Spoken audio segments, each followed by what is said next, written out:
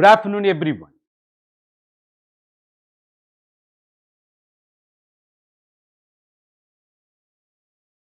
Ladies and gentlemen, welcome to Unacademy. This is Success Sampath interacting with you. You know very well about Unacademy. This is India's largest and the best online education platform. What are all the benefits you are likely to get once you enroll yourself in Unacademy? Ladies and gentlemen, if that's going to be your question, yes, you got daily live classes and you can chat with your educator. Once again, you can chat with your educator and you can also engage yourself in all round productive discussions, and you can also ask all your genuine doubts. That's important, and participate in the answer polls. All these things you can do when the session's going on. Ladies and gentlemen, we have got a structured courses here which is completely based on UPSC civil service examination pattern and syllabus as well, so that we ensure you never get deviated from the expected framework, right? You save your time and energy. And one particular point we are keep on emphasizing in all our discussion, you might be aware, it's not knowing this stuff, knowing to deliver the stuff, because delivery matters. You might be aware. It's not what you deliver, rather how do you deliver. For that, we've got a mechanism to evaluate your preparation in terms of, various stages. When it comes to your preparation level, you might be aware. And we also, conduct regular mock tests and quiz programs. You get in turn a detailed analysis, a report based on your performance. You come to know where you are strong, where you are weak, and also the time you have, consumed in solving a particular question. Ladies and gentlemen, once you enroll yourself in Unacademy, you got unlimited access to more than 1 million videos, whatever may be your electronic device, whether it is mobile phone, laptop, desktop. Once you enroll yourself, by downloading, the app I'm going to say, that you're ready to access all these benefits. The point is, you can learn from anywhere, anytime, irrespective of your electronic device. You understand? So what we have to do, please download an Academy, learning app immediately. That is, Android or iOS. Ladies and gentlemen, once you download, you're ready to access all those benefits what we enlisted now. Yes. Who is this interacting with you? Of course, this is Success Sampath from Chennai, with unique experience of, got exposed to the fields of, engineering, management, and legal education, with 25 years of experience in the field of coaching, especially shaping the careers of civil service aspirants. With my team, I could witness the humble results, of course, 250 plus results. All my kids are working in different parts of India as IAS, IPS, IFS, IRS, some of them in abroad as well. Part of Union External Affairs Ministry, you might be aware, as IFS officer. And you can also parallelly ask me another question. What's your vision, sir? If that's going to be your question, ladies and gentlemen, provide, that a career solution, especially by enabling youths of India better to embrace the global community. Fortunately, this particular vision of mine is completely in alignment with Unacademy's vision. We are working together to shape you, to shape your career, so that you become officer or leader in your own capacity. I think that it's not so, I believe. Yes.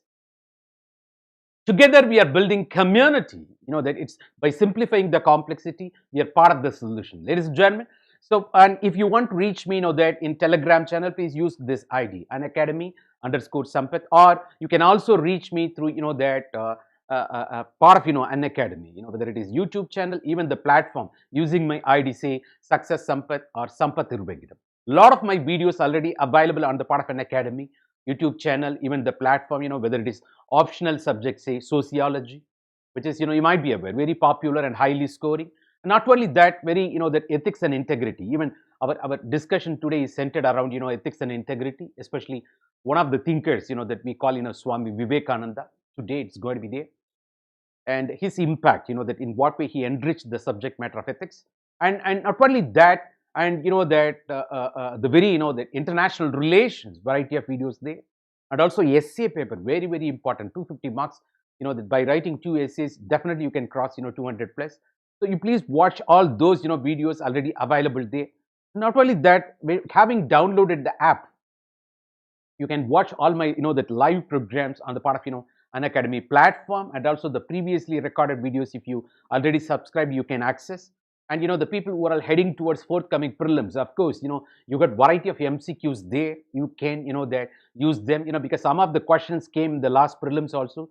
We get a lot of appreciation, and that prompted us, that to start, the discussing even the main centered, the GS segments questions. We are working on it, that hope you can watch and benefit out of it. Ladies and gentlemen, it is right time. Let me take you in. Right. It's not only me on the part of Unacademy, that we, more than 100 plus top educators of India with, that around 25 years of experience in the field, chosen field, the subject matter expertise, we are waiting for you on the part of Unacademy to support you so that you realize your dream, goal, ladies and gentlemen. And also, that under UPSC Civil Service Examination, more than 15,000 courses we have. The subject specific module, duration specific module, you can choose accordingly, according to your convenience. That's what we say. Choose what suits you, ladies and gentlemen. But in spite of that, that we understand great things will take time. It is empire building process. Got the idea? No? So that there is no leadership without passions. There is no leadership without your passion. And there is no leadership without persistence, consistency, focus. For that, you have to understand the process. There comes our role by connecting you with, that the process, especially. Got the idea? No? It is that way, ladies and gentlemen. Keeping all these parameters in mind, we, have devised two programs. Plus program and iconic program, part of UPSC Civil Service Examination. Because what having become IAS, IPS officer, that you're going to be part of the steel pillars of Indian administration for the next 25 to 30 years of wonderful career. That demands minimum your two years of devotion. Right? You understand? Hope I believe. Ladies and gentlemen, we have devised in such a way plus program, iconic program. What is this plus program? Yes, you got live classes, you got test series, you got unlimited practice sessions, you got structured schedule mechanisms. And whether it is a 1 month program or maximum 36 months, 36 months. Why, sir? You can ask me. Yes, that you might be, college going aspirant or, work going, aspirant, that because you need more time because, you're running short of time already. You can also plan accordingly. That only thing you can aim for 2022 accordingly that way. So we've got, that programs for that, keeping in mind, that you aspirants, not only that, you're right, that you can also go for 3 months, 6 months. So the point is, the prelims comes, the mains integrated program, including optionals you can go for. For that, please use my referral code, say success, to avail maximum 10% discount. So if you're going to apply, that almost 9,000 rupees difference the benefit you get, please use that, referral code. Let me repeat, success, because success Sampath interacting with you. Yes, it's not only that, more than that plus program, we strongly recommend this iconic program. Why? You will be allotted a personal coach, a mentor to understand your nature and to train you on everyday basis in terms of answer writing exercises. And having understood your nature, we customize, that personalize, the study planner accordingly. You will come to know. And also we give you opportunity to attend, the booster session. You'll be getting, the high profile, the videos, that for that, you got access, ladies and gentlemen. So the personal coach, that it's almost like individual attention. Though it is virtual learning, there is one person to monitor you, to give you feedback, on everyday basis. That gives you, that fantastic confidence for you. Ladies and gentlemen, you will come to know. That's that specialty on the part of this iconic program. Here too, you can choose 12 months program, 24 months program, 36 months program. Please use my referral code, say success, to avail maximum 10% discount. Here too, you see almost 15,000 rupees differences. That the benefits you get once you avail this. That use my referral code, say success, ladies and gentlemen. And that technically speaking, you end up paying mere 80 to 100 rupees.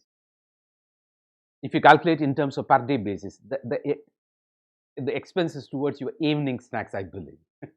But you ensure your career. Ladies and gentlemen, it is that way, that that even not only for, the general studies, even for optional subject, we have devised program. All popular optional for which, that we extend our support here, that it is that way, 1 month to maximum 36 months. Please use my referral code, say success, to avail 10% discount. Almost, that 5,000 rupees differences that the benefits you get having utilized that the very referral code says success. That way, ladies and gentlemen, and that, and also UPSC combat, that the program is going on, Unacademy combat we are talking about. What is this? Yearn while you learn, because learning should be fun. Our duty is to simplify the complexity. Got the idea, na? So when you learn something, that you can also, that put yourself, that to test. That it's almost like puzzle solving. You get a lot of attractive prizes. For that, you have to enroll yourself. That you please do that. So that it's a matter of incentivization or encouragement. And you might be aware, that February months you are likely to get the notification. Within March you have to apply. You got hardly 6 months. When we talk about your forthcoming prelims 2021, why you are waiting for it? Please join immediately. Because if you are exactly on track, 2 months more than sufficient. But that if you want to know, you start from the scratch. Almost that you have to join Iconic program. The 2 years you have to devote. So that I understand people already wrote. You feel something you are running short of.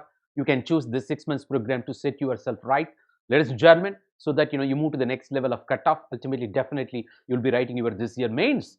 Ladies and gentlemen, we have got variety of teams already on the part of Unacademy waiting to support you, whether it is bilingual, exclusive Hindi or English medium. That is what the basic point of difference between we and Academy. On the one hand, offline program, most of the times they never complete the syllabus because they go with priority, and also commercials accordingly. You might be aware. But here, because for every segment we have got more than 15 faculty members, variety of videos. That's the benefit for you.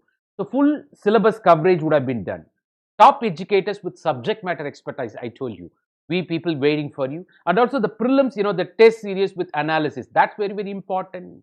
The result-oriented preparation, when we say, only when you work on the questions, then only you understand the nuances, how to solve the question. It's not knowing the stuff, knowing to deliver the stuff.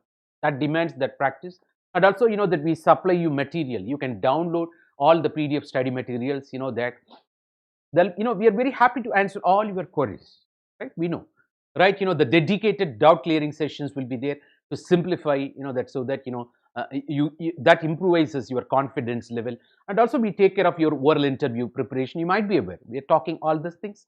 As I told that if you aim for 2021, 2022, even 2023, variety of, that the teams on the part of Unacademy, whether it is bilingual or that Hindi exclusive or English medium exclusive, South Indians, that you need not worry, variety of, we people, that in complete English medium, we support you, don't worry. And you can also choose accordingly. If you know already Hindi, that's, that another benefit you might be aware. We are talking about. So we were talking about, that why Iconic program, because you will be allotted a personal coach, a mentor. As I told you, right, that's the clear-cut advantage when we talk about. And also, that it's not only prelims test series, main test series, and parallel evaluation and feedback. And having understood your nature, as I told you already, we customize, personalize your, that study planner, and you will be allowed to attend booster session to get more clarity over concepts, if at all anything like that. And you will be part of, high intensity workshops, setting you on track so that you don't waste time. You will be part of that creamy or quintessential, that achievers. And also, and the practice answers, that on everyday basis. And beyond that, all these things with which we accelerate, we are a catalyst, we accelerate your preparation. So, that, and also by giving you regular input, that the study materials. If you have already joined, that the program part of Unacademy, you can also upgrade yourself to this Iconic program. You please talk to the team, that they're very happy to support you. Ladies and gentlemen, it is that way. I think it is right time. Let me take you to the very purpose, direction of, today's interaction.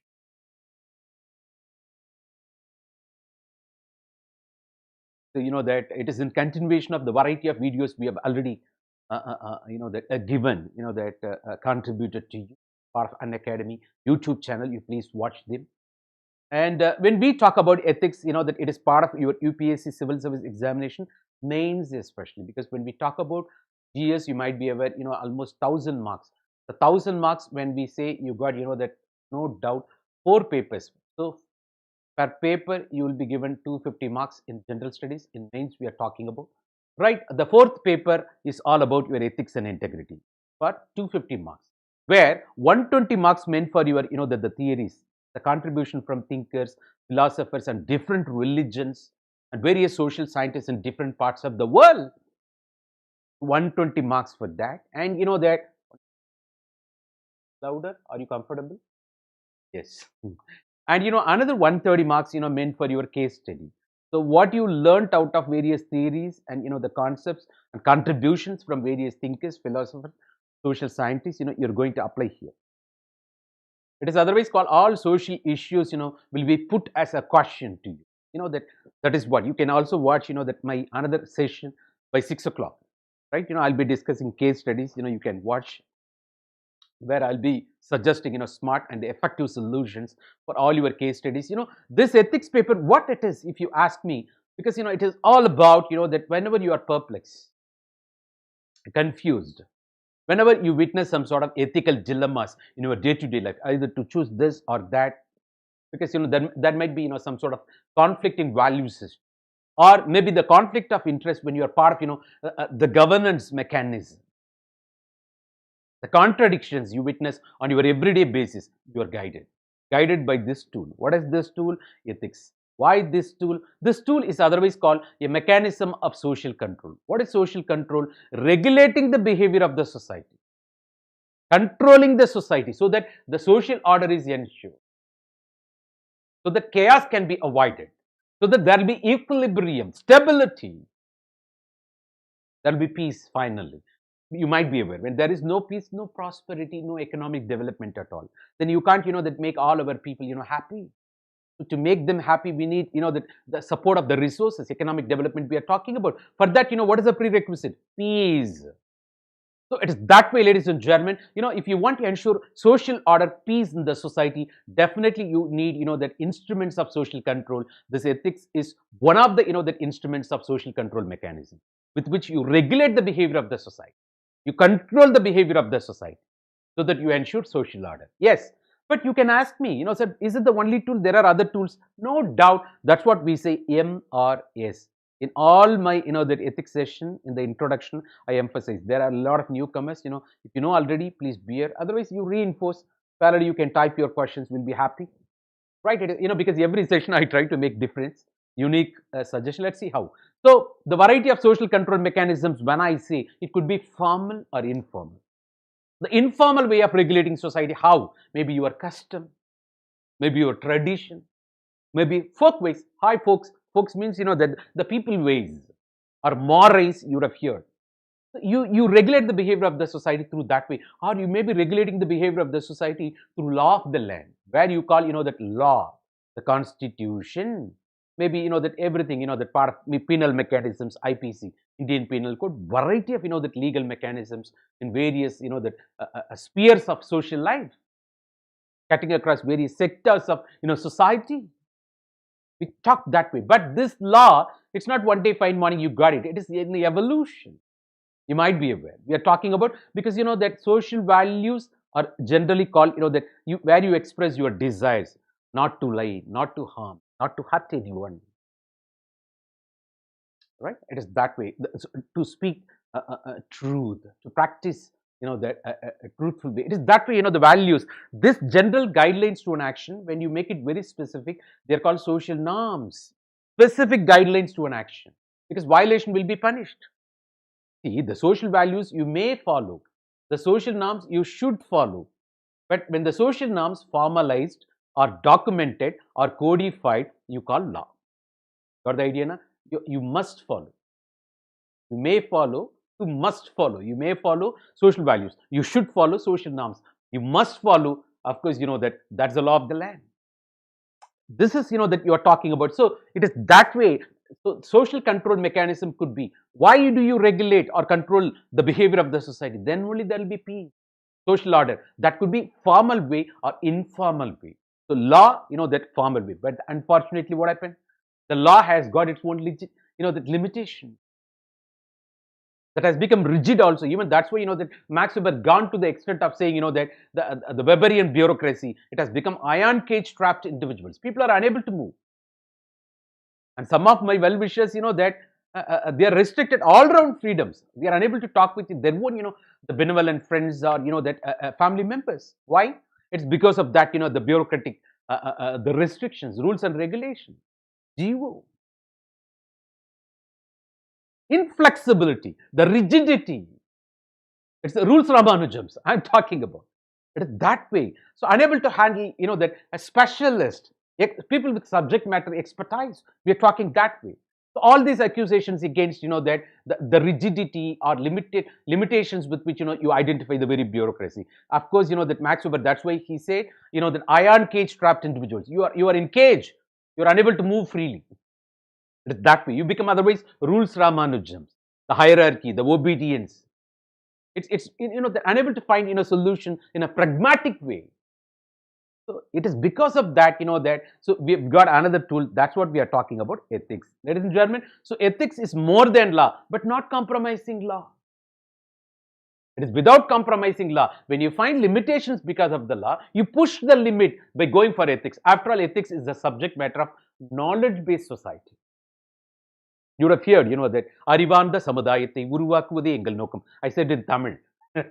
Arivarnda Samudayam, knowledge-based society. Because, when you talk about society, the whole society, if you take into account, in terms of series of stages, maybe hunting and food gathering society in the beginning. Right? People nomadic, pastoralist you call. And later comes, the settled agriculture, domestication of animals or plants because of the traditional agrarian society. After the surplus of, that agrarian society, that becomes input to the factories. Of course, maybe that goes with intellectual revolution, discoveries, inventions. You might be aware, industrial revolution, where we talk about, that industrial society. This is what society in evolution we talk about. So in the world of hunting and food gathering society, people are afraid of, that the magical force.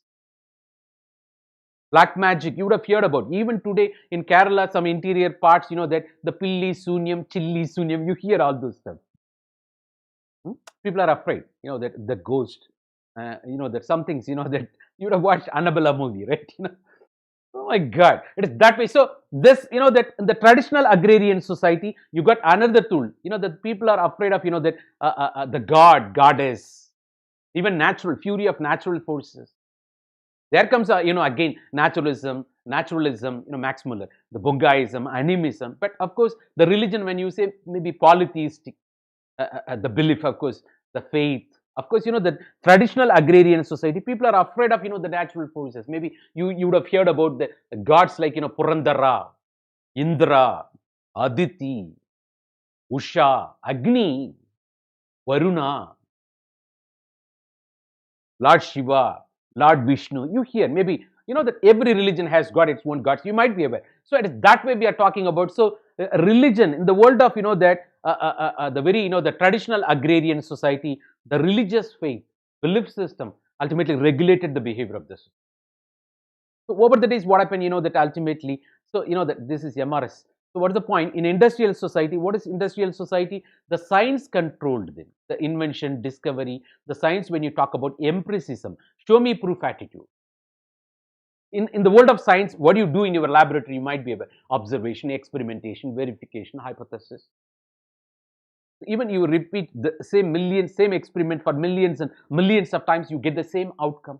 We're talking about that way. Ladies and gentlemen, of course, the logical connectivity, the cause and effect, show me proof attitude, everything, the rationalization, the reasoning, the justification. Of course, this is industrial society where we are talking about, the logical connectivity, the outcome of this logic, arguments, there comes law. Where you talk about, the fairness, justice. You got the idea now?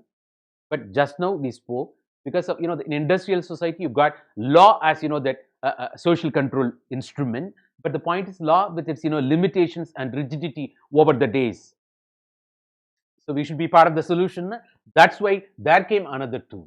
That when you move from industrial society to knowledge-based society, where the predominantly service sector, you might be aware, we're talking about, role of service sector is very crucial.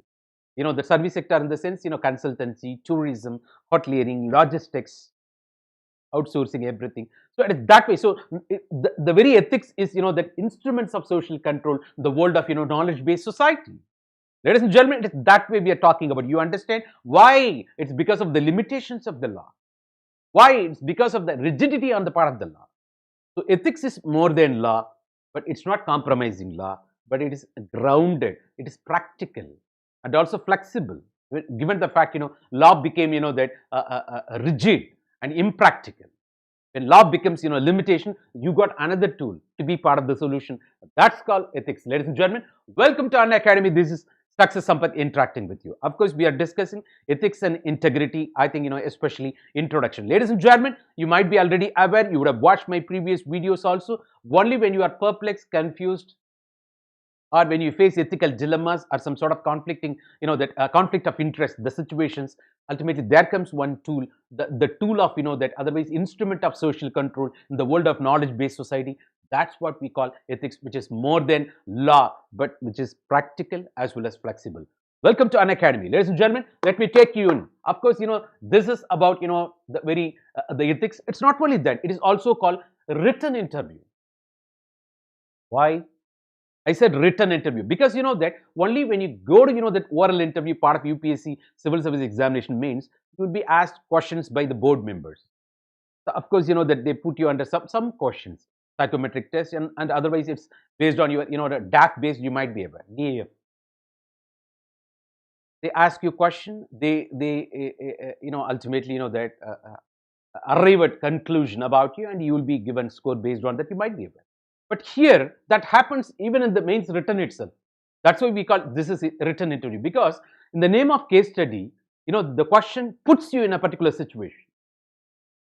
Puts you in a particular situation, right? And expecting solution, ethical solution out of you. So it is almost like interview, but written interview. It's also called anticipatory socialization. What do you mean by anticipatory socialization? You socialize, you train yourself before you reach that position. See, you are preparing for civil service examination, having cleared prelims, you're going to write your main examination. But this question will take you for granted. The ethics and integrity part of, that UPSC mains, the GS paper 4 will assume you, that in the case study, the question framed in such a way, if you are home secretary, of course, my younger brother in home secretary, part of Rajasthan, I think, that he'll be using it. He'll be practicing it, I believe. As a home secretary, having become IAS officer, as a home secretary, as a district magistrate, as a collector, as a secretary of variety of departments, even my uncle, the principal secretary, housing department, that very dynamic personality. I'm talking about, that in different capacity, what you're going to do. My sister, that as IG, likely to become, that hope with the blessings of your God, that let them, they're already part of service, doing tremendous contribution to the society, might be able. So we are talking that way. You are, once you become part of, the bureaucracy, you're going to contribute tremendous ways. Tremendous ways. So, this question sets you as, that district magistrate, district collector, home secretary, cabinet secretary. What you will do. So before you reach that position, the question sets you. It's quite, encouraging, incentivizing. You feel, motivated highly by seeing all those, that the case studies. This is what I'm talking about. Ladies and gentlemen, it is that way. Welcome to Unacademy. This is Success Sampath interacting with you. This ethics paper is otherwise called written interview. Otherwise, that you are practicing anticipatory socialization. Before you reach that level, you train yourself. You socialize yourself. The positive attitude we are talking about. Of course, that this is what, the bone of the contention. After that, we'll be linking with, the syllabus. And also, that today the discussion is centered around Swami Vivekananda. Of course, you might be aware. And, that one of, that the spiritual persons in India who made mark. He was a bridge who connected East with the West, you might be aware. And his, that address in the world parliaments of religions in Chicago, you might be aware. How, that even today it's talked about. The impact, that he left on the West world about, India, because, there were a lot of misinterpretations about India and the Western world. He changed, he corrected. And also, that he helped, that to build, the connectivity between East and West. He became bridge we are talking about. And also, that the people are talking about today, the very Hinduism, of course, that the religion, of course, he's a monk, no doubt. He's from West Bengal, you might be aware. And disciple of, Sri Ramakrishna Paramahamsa, you might be aware. And founder of Ramakrishna Mission for service activities, you might be aware. It is he who wants, that the question, having seen, that the poverty of, the poor Indians, that you might be aware. In what way, that they can be, encouraged, that so by linking with historical path and rich heritage how they can be motivated so that they realize. And also he gone to the extent of saying, educated people, you're all traitors if you don't address the immediate needs of the nation. It's not only, that accusing and also becoming part of the solution by establishing Ramakrishna Math and various service activities, you might be aware. And that he said, that, and we are going to look into everything, that the very tolerance and universal acceptance is a core principle of Hinduism. The people, anybody, that if you got, that, see, according to, that the very Swami Vivekananda, in his speech, Chicago address also, he says, different religions are different paths to reach the same destination. As different rivers, coming and joining the greatest water body, sea or ocean. Same is the case. All religions are true according to him. It's not entering into religious competition. So the people trying to fish in the troubled water, let them understand. So, that is what maturity, that's what the clarity, because it's not religion, it's more than religion, spiritualism. He's also connecting, that the Jivatma with Paramatma, Atman, Brahman concept, to understand. It's going beyond that's what, for great men, religion is a tool for connecting people. He spoke many times in that particular, the Chicago World Parliament of Religions, that I'm also going to, that take you to the taste of that, that audio as well as, that the very text context, so that you understand better. Not only that, so on millions of millions, the gods in India. India was criticized that way. India, a land of elephant, a land of snakes, land of million gods.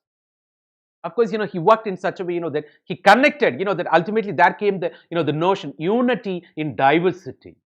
The way with which, all those, modern secular principles, what you are talking about, he already attributes to the very Hinduism.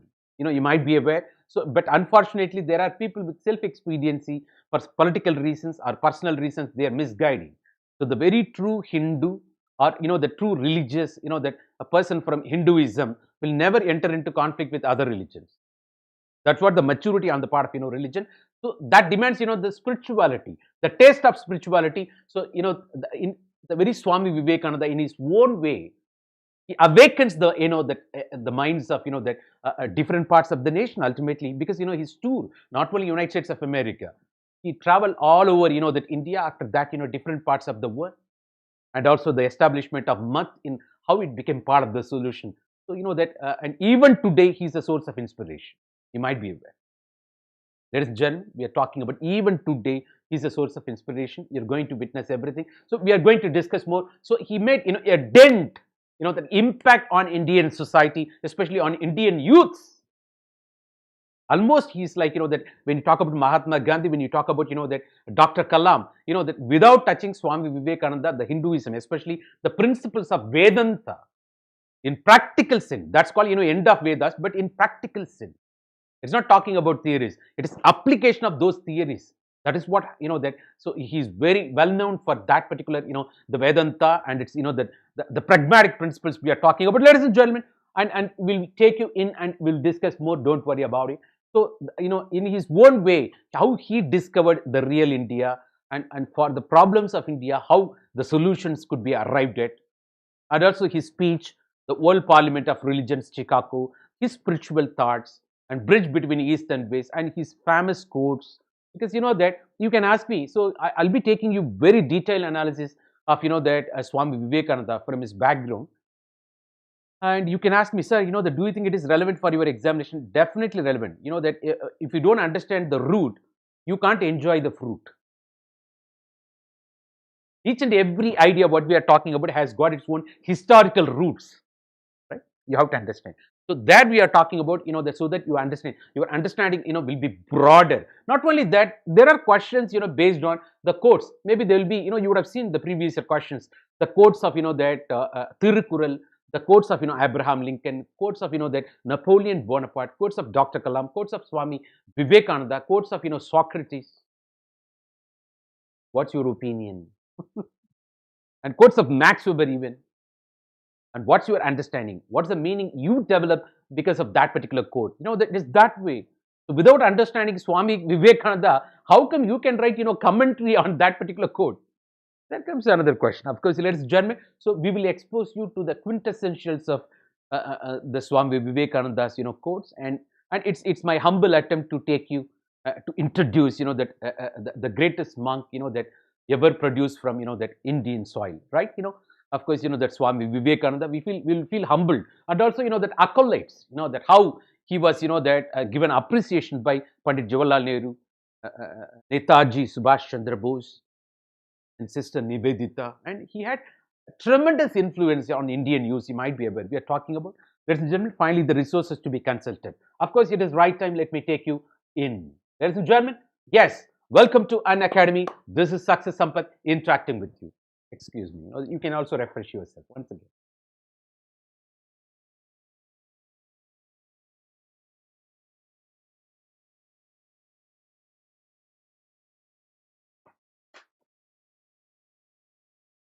Right. Ladies and gentlemen, that I said in the beginning, why ethics? Whenever you are perplexed, whenever you are confused, whenever you witness, ethical dilemmas, whenever your position in contradictions in life, you should be guided. In Tamil, we say, Periyor Tunai Kodal. You get the advice of your mentor, your elder people, you maybe, that your well wishers. But of course, that if you know the principle, ethics is all about the principles or standards or value systems, guiding you. Because you got choices in front of you. Maybe right or comfort. You choose right. Because if you choose comfort, you will lose your identity. You always choose your right. When I say right, of course, the moral path, the ethical path. Of course, that's, completely influenced by the value system for which you are brought up. A variety of, institutions, the society, maybe through the process called, brought up or socialization. You internalize some value systems, part of different institutions in your lifetime. Your character is born, because you might be aware, when character goes, everything goes. And your personality is a byproduct of that particular socialization, the lifelong process we are talking about.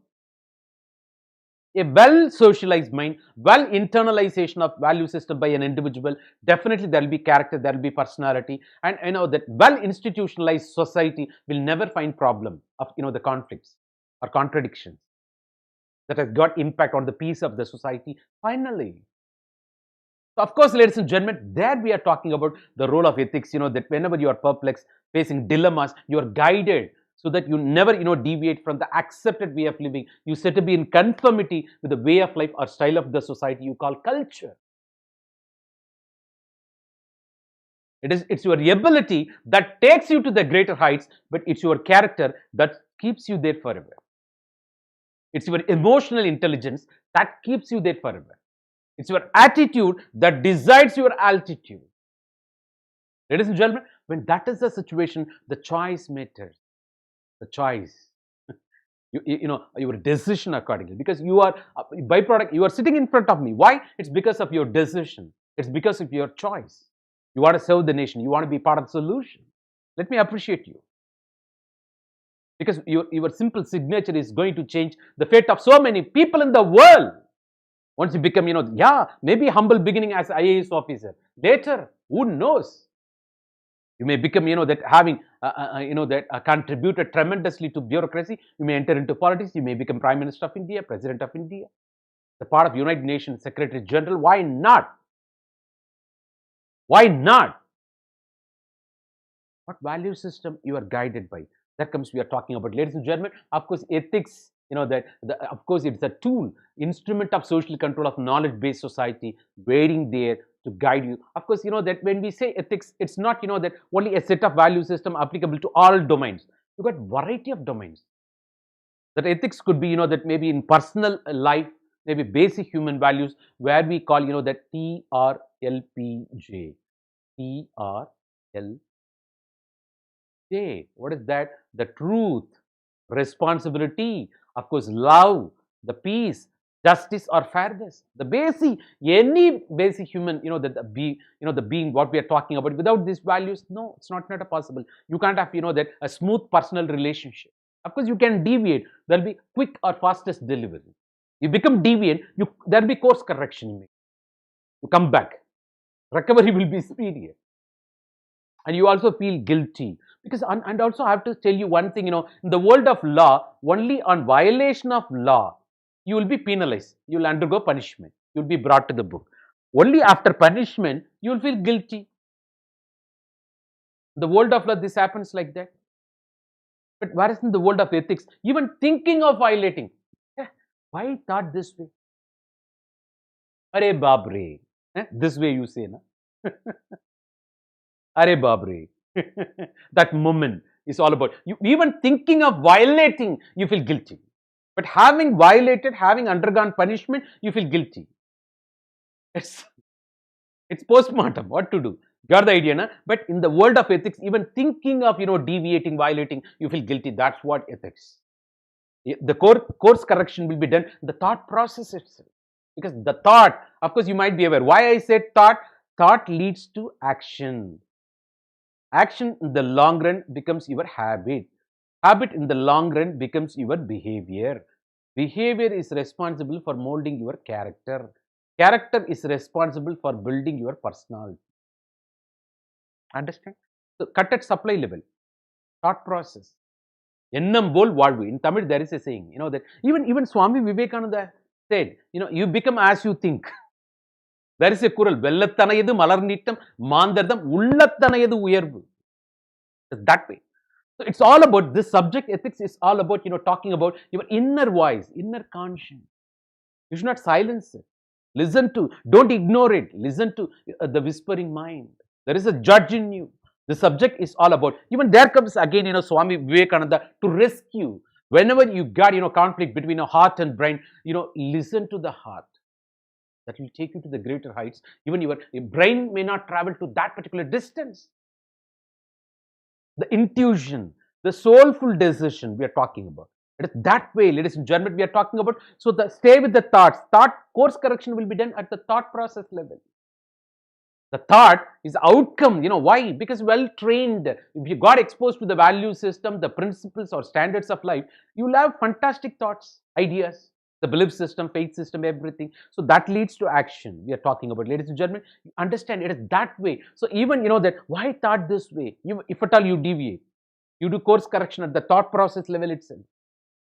Ladies and gentlemen, only on penalization, only on that violating, you will be penalized. Then you feel guilty in the world of law. But whereas in the world of ethics, even thinking of violating, you feel guilty.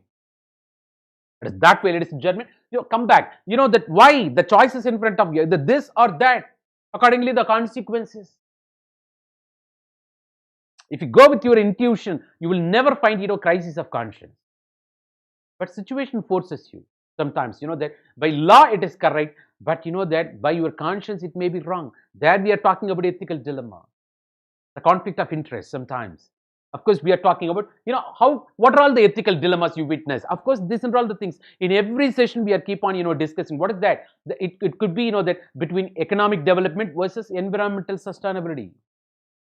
Whether you want merely, that material development or taking care of the planet of the earth parallelly, free from, global warming. Or stopping global warming and taking measures and respecting otherwise the very the planet of the earth, which is common for everyone, and working towards in such a way that sustainability, and also that it's not mere economic development, and that it should be balanced economic development that should benefit everybody. It's not by rejecting a section of population you can say that we have grown with that much GDP. Who wants that ABCD if people are not happy? So taking everybody on board, that's what we are talking about, inclusive governance, taking everybody on board on the growth process. So our development, our growth should not be growth of few, or development of few. That is why, recently people are criticized the corporate driven politics, right? That as if government is favoring only few corporates. But government has got different difficult situation. They've got dilemma. They have to open up economy.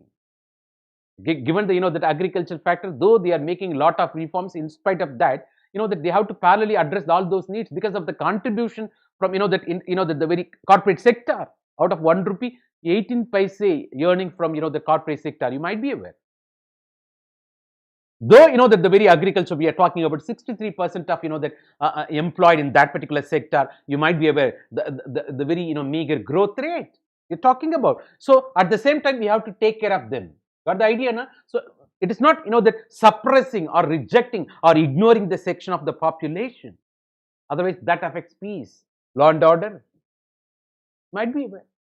So what's happening, that so we have to listen to them. Otherwise, that becomes movement. The protest, symbolic, instrumental, pressure group, interest group, which has got impact on peace, national integration, the internal security related issues. So the government's attention is getting diverted. That goes against that ultimately good governance or ethical governance. The productivity loss we are talking about. So that way, ladies and gentlemen, so the balance between. Otherwise, whether you speak in favor of justice or fairness, or you are taking asylum in law. Even in the countries ongoing, the agricultural law and associated agitation in the Delhi, you might be aware. And also some, that the fringe elements destroying the towers, you might be aware. They get irritated, the mob behavior, right? Unorganized crowd we are talking about. But of course, law and order part of Punjab government. Of course, Punjab and Haryana, they themselves, the participate in the protest. You might be aware why the loss of the revenue they are talking about. So on the one hand, government think about that economic development, fantastic. What about justice to that marginal and small farmers? Of course, where you talk about liberalization of agriculture on the one hand, parallelly taking care of the interest of the agricultural community. Government has got its own justification, but we are talking about the dilemma. A lot of the various rounds of negotiations going on, becoming inconclusive. Out of 4, that the demands 2 met, you might be aware. You watch, that every day the current affairs news, you might be aware. So it's not taking asylum in the law, because law has got its own limitations, rigidity. But what is fairness to the occasion? That's very important. We're talking about, in spite of the thing, that the very, the gesture. Of course, the government's preoccupation with reform, perform, transform, and also perform or perish. But they have to parallelly answer, that no section of, the Indian population is getting oppressed or suppressed or ignored. Because in democracy, rejection leads to isolation. You might be aware. And also, we talk about, the rights and duties. Ladies and gentlemen, whether to speak in favor of, that enforcement of fundamental right, that you talk about, or you got responsibility. Even the fringe elements, that destroying mobile tower, everything in the name of, agriculture protests. I'm asking, don't you have duty? Don't you have obligation? Don't you have responsibility? Of course, you got fundamental right, but peaceful protests. But when the mob resort to that, there comes another question. It will be misconstrued. The government has to use all its machinery, its mighty will, the CRPF forces ultimately. That will defeat the very purpose. No. So we are talking about whether to speak in favor of your fundamental rights, Article 12 to that 35, that even Article 32 to 26 you are talking about. Approach court for your writ jurisdiction and enforcement of justice. And what about fundamental duties? You got another provision also part of the Constitution, 11 duties. Don't you have your obligation? கடமையை செய்வதிலிருந்தே உரிமைகள் பிறக்கின்றன. Have you discharged your duty? Have you, that discharged your obligation? That comes another question we are talking. Their dilemma. It's not simply accusing. Already 3 fingers looking at you. You got the idea, we are talking about it that way. So, compatibility versus competition. That of course, that the people are unique. That whether it is in the economy front or even the, that in general, Indian citizens, you talk about, that the widening social inequality, you might be aware. So it's not a compatible thing. People are unique, we are talking about. It's not, asking everybody, we have to take part in nation building. There are guys, yet to have that patriotism or national interest, the consciousness. Why? Because they are preoccupied with their basic amenities. They're running after their own roti, kapada, makan. How come they can think about, bijli, sadak, pani? Given that particular scenario, the widening inequality, the social inequalities we are talking about, so, how come we can expect all Indians to be part of a particular nation building process? Of course, they need to get that consciousness, because all are not compatible. This is at the domestic level. So when we talk about the global level, we are talking about all developed countries. They have reached a particular level in terms of economy, in terms of technology, in terms of the recycling mechanism. When we talk about global climatic change, you might be aware the different arguments part of that United Nations framework, Convention on Climatic Change, the conference of party meetings, and also this is already part of United Nations, the environment program we are talking about. There, ultimately, we say different, the conference of party meetings, whether it is Earth Summit, Rio de Janeiro Summit, or Montreal Protocol, say the Kyoto Protocol, Japan, where we talked about collective but differentiated responsibility. So developed countries, they got different mandate. Developing countries, underdeveloped countries, they got totally different mandate. Why? It's because that underdeveloped countries, they are yet to establish industry. You might be aware. How come that a country, the developed country, having gone to the extent of that they have earned much resources at the cost of the polluting the whole atmosphere, and also the technology level, they have to share that funding, that technology with developing and underdeveloped world. Then only they can catch up. Then only it is level playing field. It's not a compatible mechanism. So it's not saying we all that nations should come together to mitigate or reduce the greenhouse gases to the pre-1990 level, maybe part of Kyoto Protocol. That demands. That's why we say collective but differentiated responsibility, because one shoe cannot fit everyone. Different yardsticks for different people. That's what leadership. So it's incompatibility. Otherwise, we are talking about at the global climatic, the change, the scenario we are talking about. So it's not entering into competition for the greater purpose. We have to understand parallelly the unique problems on the part of developing and underdeveloped world. And also, that one of the 7 sins, according to Mahatma Gandhi, we spoke politics, that versus ethics. Politics without principles, Mahatma Gandhi said. One of the 7 sins. The politics per se noble profession. It is bad politicians, corrupt politicians contaminated the very sphere, you might be aware, who lacked principles, value system, whose conscious attempt, determined attempt to amass wealth only for their families, not for the society. Otherwise, corruption in kind. That is why it is one of the 7 sins. You might be aware whether you have to choose, that ethics or politics. That way, the ethics-based politics, your reach will be less. You might be aware. People say, அவனுக்கு பொழைக்க தெரியாது. He's a good guy, but he can't survive in politics. Who are all popular? You just question. All right things need not be popular. All popular things need not be right things. For your kind information, we are talking about that way. And also, whether to speak in favor of that social progress. Even that Madam Kiran Bedi ji, that Lieutenant Governor Puducherry, that when I met her, I used to emphasize that it's not a progress, it is purpose. It is not running after economic progress. We have to run after purpose. We are talking about. But I am saying it's not purpose alone, the direction. The purpose and direction ultimately decides the core thing of the life we are talking about, ladies and gentlemen. So it's not mere that the social mobility or social progress at the cost of what? The same thing, that it is another version of this particular part. It's not by keeping section of the population in the downtrodden status. How come you can say I've grown? So that's what I say. The growth should not be the growth of few. Growth of few corporate, growth of everyone. The growth of the nation should percolate down to all the people, all citizens. The Keynesian economics you call, otherwise, trickle down theory you call, everything we are talking about, ladies and gentlemen. So equity principle, you understand the unique problems on the part of everyone, whether it is minorities, whether it is downtrodden people, Dalit, women, children, physically challenged, transgender. We have to understand small and marginal farmers, an informal workforce. Yes, we take into account, then only we can, say that, we've gone to the next level, that it is that way, ladies and gentlemen, we are talking about. So the good governance, when we say good governance, it's not mere, the transparency, responsibility, accountability. Got the idea, na? So, we have to move to the next level. What is ethical governance? Where we take care of, the inclusive governance. It's not mere administration angle. Is it benefiting the people? Or people are happy? That's why you hear today, the global happiness index. Corporate social responsibility, scientific social responsibility. It is not, the economic diplomacy, ethical diplomacy we are talking about. All these things, ladies and gentlemen, when we talk about, even in the world, it's not, running after IQ, it's running after EQ. It is that way. So all these, you take into account ethical governance, that these dilemmas you witness, that as an individual in personal relation, social relation, or as a public servant, that in public relation.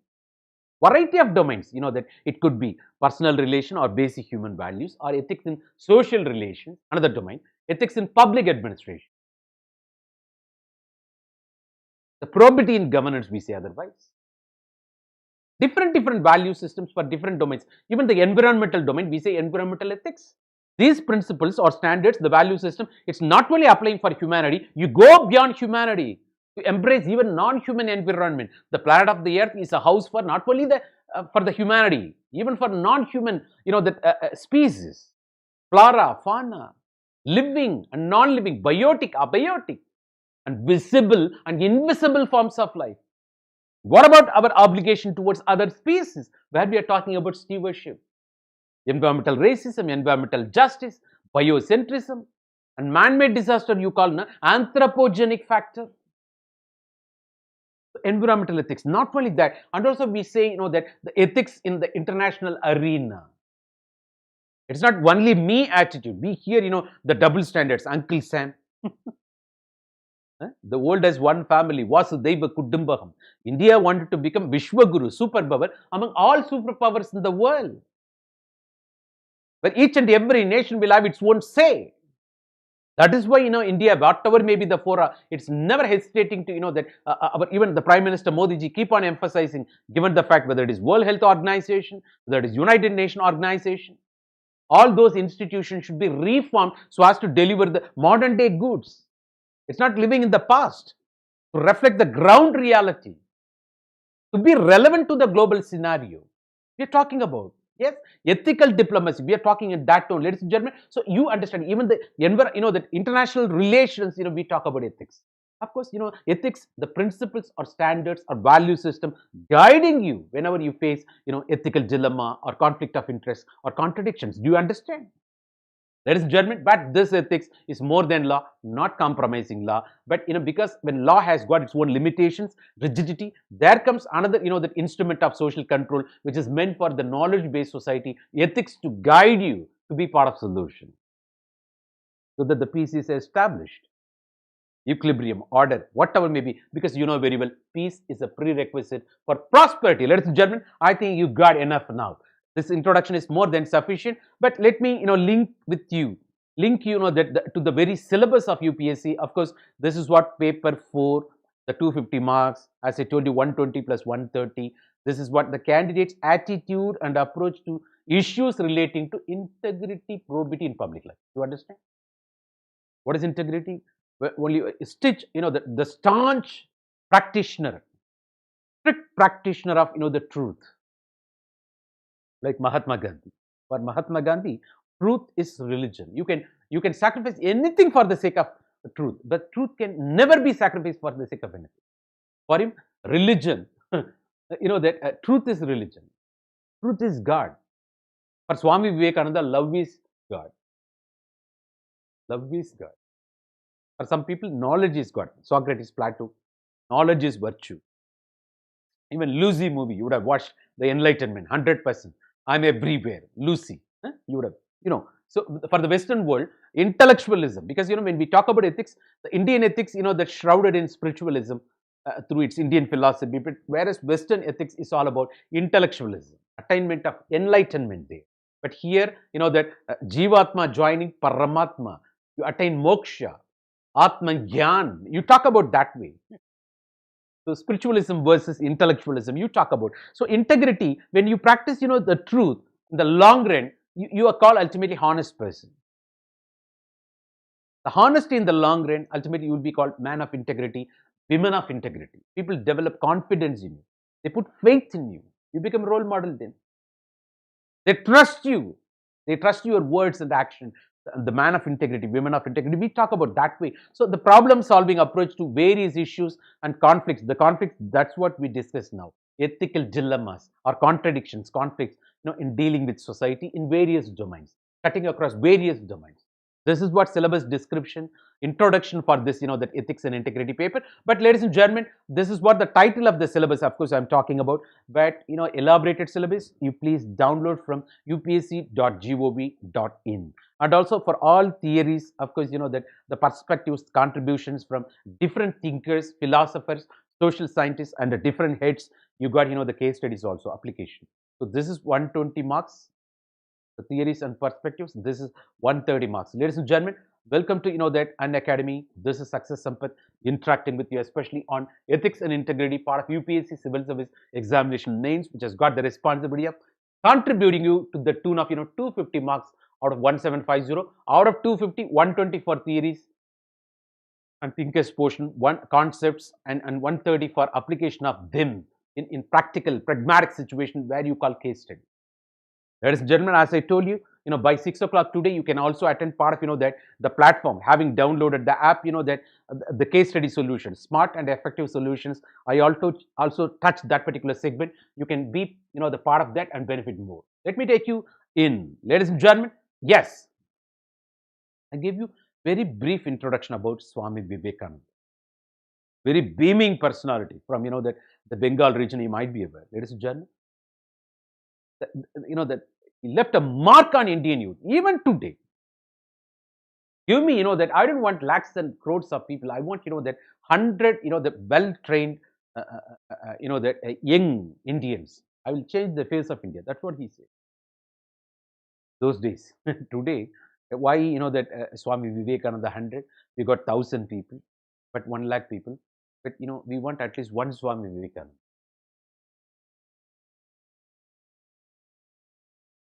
Then comes another question. It's not, that maligning our the leaders, from the forefront, that leading the country now. They are trying hard, that in their own humble way. Of course, that such is the thing we are talking about. Some sort of compromises for some reasons, political reason or corporate reasons. Of course, that's happening. But unwavering commitment with which that we have to. So ladies and gentlemen, that of course that Swami Vivekananda even today standing very tall among youths of India. That we are even today, everyone, including me, looking towards Swami Vivekananda for source of inspiration, whether it is spiritual world or day-to-day practical life. It's energy, energy. The moment you read all those quotes now, that will make you, yeah. Even today, I don't know how you benefit. Just go through, you will understand. Yes, come back, that. So what is the point, that? So that's what I said, if you want to enjoy the fruit, you have to understand the root. Without, that taking care of the root, you can never, that enjoy the fruit. So you have to understand the background, that of Swami Vivekananda, and born in affluent family, with, that in Kolkata, Calcutta those days. Of course, today you talk about, Kolkata. 1863, especially, that he's a great intellectual, that the person you might be aware, the very great intellect in him, and also innate spiritual power. What happened, right? Because of that, he faced some sort of spiritual crisis. Started asking, who am I? Who am I? I want to see God. Can you show me? If anybody is asking today, what people say, hey, come on, tum chup raho, come on, kam karo. That's what our people, parents will say, no? Search for a different entity, spiritual entity. That's why he ended up there. You are what you search. You are what you are after. It is genuine. It is that way, So deep mastery of Western philosophy. Got the idea? His exposure and history. That it's all about, that his schooling, college education. That especially from Calcutta University we are talking about, and that from childhood, that stage, he practiced meditation. That there's something beyond his body. He understood, that there is something, that's beyond his body. That the mind, and the connecting soul with the transcendental, that entity, that realization, of course, probably. And that his beginning, humble beginning, the various social religious reform movements, that the very age, that his contemporary witness, of course, the Bengal Renaissance movement, that you might be aware, Raja Ram Mohan Rai Brahmo Samaj movement, of course, the reform, various reform movements, that of Hinduism, different walks of life, that came, you might be aware. And in his association, is engaged with those movements we are talking about. In his early youth, he experienced the very spiritual crisis. That's ultimately. Every monk, that when you go very deep into their, that origin story, they got, the situation like this. They would have witnessed some sort of uneasy, some sort of a discomfortable situation, that. So that forced them to think in different manner. They would have taken, different efforts to realize what it is. That would have ended up, that there they would have become monk, saint, or saint. You might be a spiritual guru. So in his early youth, he experienced, a spiritual crisis with his mind, with doubts about, the existence of the God. Even in his speech, the Chicago address, he says, that the agnosticism of, Buddhism and atheism of Jainism, openly he declares. Atheism of Jainism, agnosticism of Buddhism, he says. And parallelly conferring, they are treated as part and parcel of, that the very Hinduism that says the tolerance and universal acceptance as the core principle of Hinduism. He says, after all, Buddhism and Jainism came out of Hinduism, the heterodox religions of the Hinduism. You might be aware. Why? Because of the limitations of the Hinduism, there came. But by legally speaking, even today, the Hinduism, the very Jainism, Buddhism treated as part and parcel of Hinduism. Are you aware?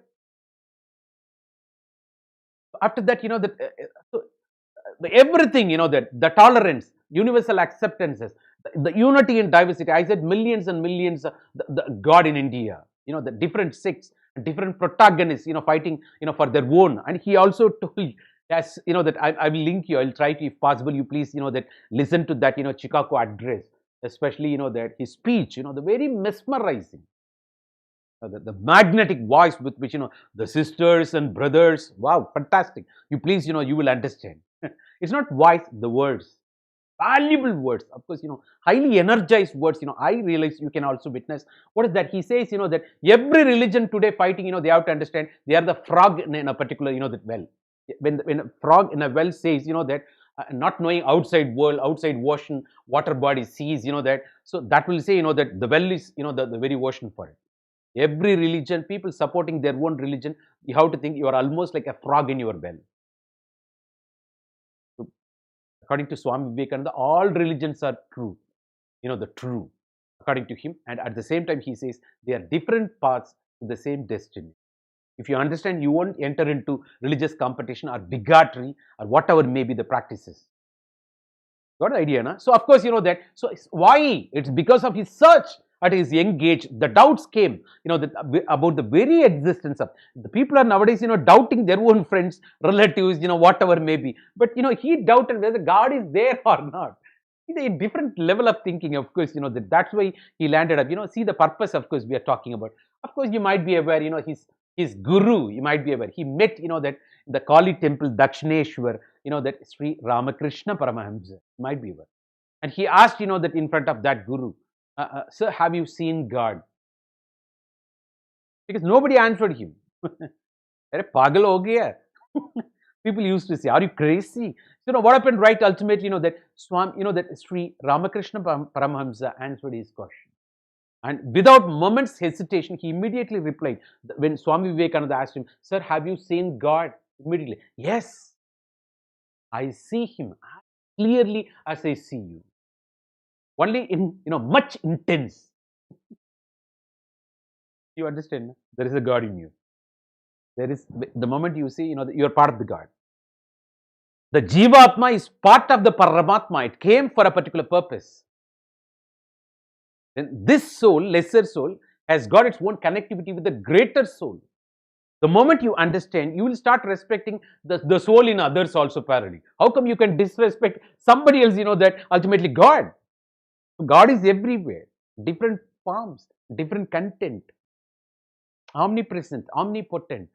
It is that way, ultimately, that, so, that it is that, he gave Sparsha Diksha, you might be, rest of the stories, ultimately. So, how Swami, Sri Ramakrishna, that Ramakrishna Paramahamsa responsible in kindling his, the spiritual energy to the next level, you might be aware. He became source of inspiration, might be aware.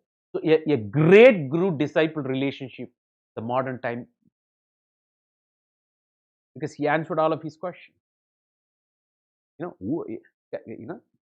கற்றுக் கொடுப்பவரெல்லாம் ஆசிரியர் இல்லை, எவரிடமிருந்து கற்றுக்கொள்கிறோமோ அவரே ஆசிரியர்.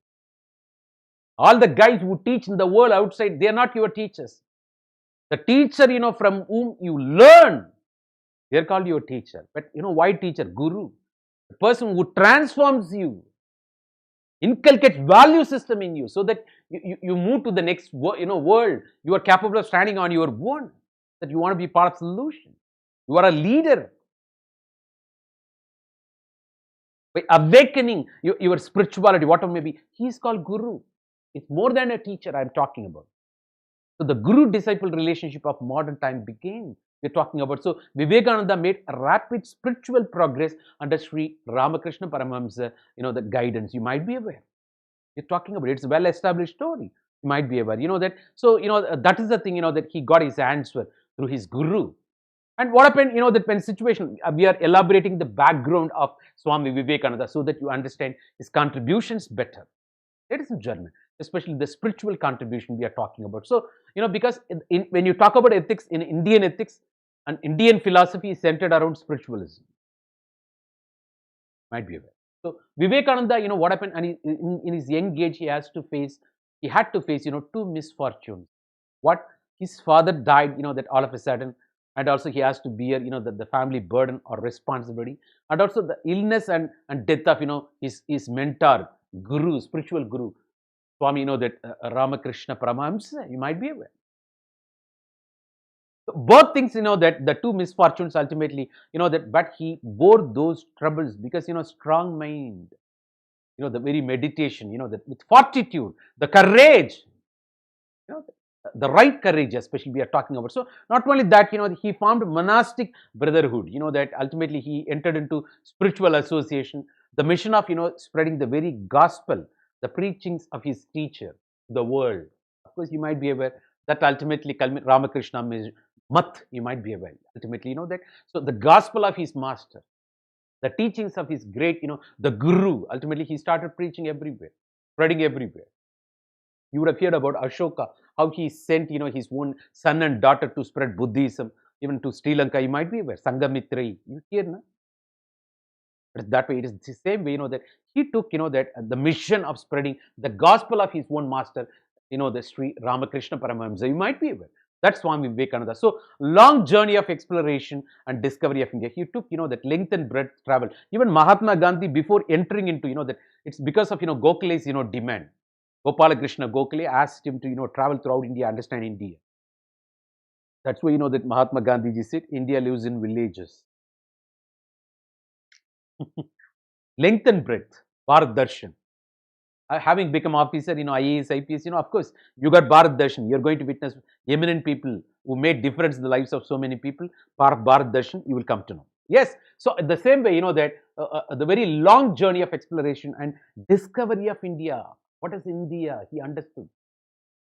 He learned, interacted with everybody, understood the problems of the nation and what should be the solution. He became part of the solution also. Ladies and gentlemen, let me take you in. What is that? So deeply moved by the shocking poverty, appalling poverty and backwardness of the masses. That's why the Western interpretation. India, land of charmers, land of snakes, land of poor people, land of emotional idiots, land of elephants. That's what the Western opinion about India. Why? That's true partially. Those days, famine, we witnessed, you might be aware. So poverty, backwardness ultimately. So that the Swami Vivekananda, the first religious leader in India to openly declare that real cause of India's downfall was the neglect of mass. How come? You don't take care of your own, that a neighbor, your own family. How come you can grow? There comes your responsibility. But it is not parallelly feeding, the parasites. There should be minimal, you have to try once, twice, thrice. If that's not happening, you have to. That's different scenario. And they should also, it should be bilateral, I understand. But at least, to feed. Are they taking care of, are they feeding themselves? That you have to ensure. What is the point? So, first religious leader in India to openly declare the real cause of why India's downfall, why? It's because of the thing, that we neglected our own mass. Majority of the people in abject poverty, famine. Forget about that. Even today we are talking about global hunger index putting us below Bangladesh, and we have got that agenda. We have to work on war footing more. Might be aware. In spite of PDS, in spite of National Food Security Act, different challenges for the government, and given COVID crisis, that worsening scenario, you might be aware. That is that on the one side, that the food grains are getting wasted in Food Corporation of India godowns, and the other side, the people are starving. We are talking about the hunger index. That there we've got our priorities. We have to set right our priorities. We are talking about, ladies and gentlemen. So the immediate need was to provide food and other bare necessities of life, to them by spreading knowledge of improved methods of agriculture. That's what we are talking about. You got, and you can enter into agriculture, you participate. Nothing will come to your doorstep. You have to work, that do some agriculture. And also parallelly, it is not simply accusing. Parallelly, that suggesting measures, that to be part of the solution by promoting industries. Even today, we are developing Make in India campaign, and that self-reliant, that economy, the Atmanirbhar Bharat. Even today, it's in part of current affairs. The 20,000 crores investment we are talking about. So the promoting industries through other similar activities. So in his time itself, he suggested in what way it can be, eradicated the poverty. Otherwise, the issue can be fixed. So it's not mere accusing, that it's not cursing the darkness, and also, that light a candle. That is the saying. It's not always, the cursing the darkness. Have you done anything, that to light a candle? That's important. We are talking about, ladies and gentlemen, let me take you in. So I'm that from UPSC civil service examination point of view, the relevance I'm touching, I'm not taking you to the core there, because what is relevant for examination, I'm parallel addressing. It's my humble, the attempt, ladies and gentlemen, and you can. It is that way. So owing to, that the centuries of oppression and downtrodden masses had lost self-confidence. The same statement you witness in, that ignited minds of, Dr. Kalam. That the poverty, the famine, and century long, that invasion. We were under British rule. Various invasions in different time periods. We call, Podu Enda friend. What is that? And I'm not speaking Malayalam. Hello? Podu. Are you aware of this? Podu Enda. Looks like Malayalam, na?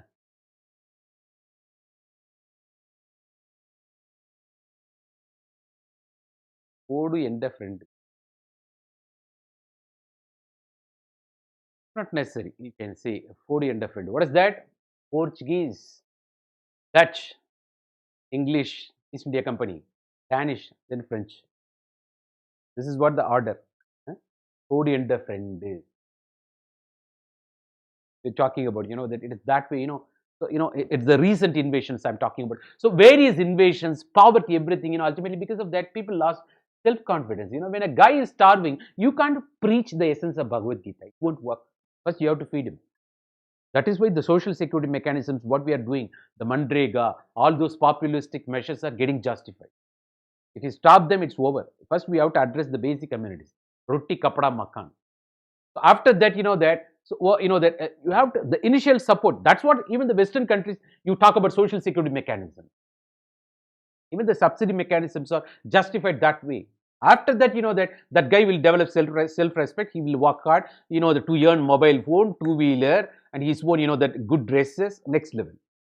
The beginning, there should be some measures, the government interventions justified. So why? Because people lost self-confidence. Even today, it is relevant. So it had to be restored, that a life-giving, inspiring message. So Mahatma, the very Swami Vivekananda thought this way. They should be given, inspired. They should be motivated because they lost self-confidence.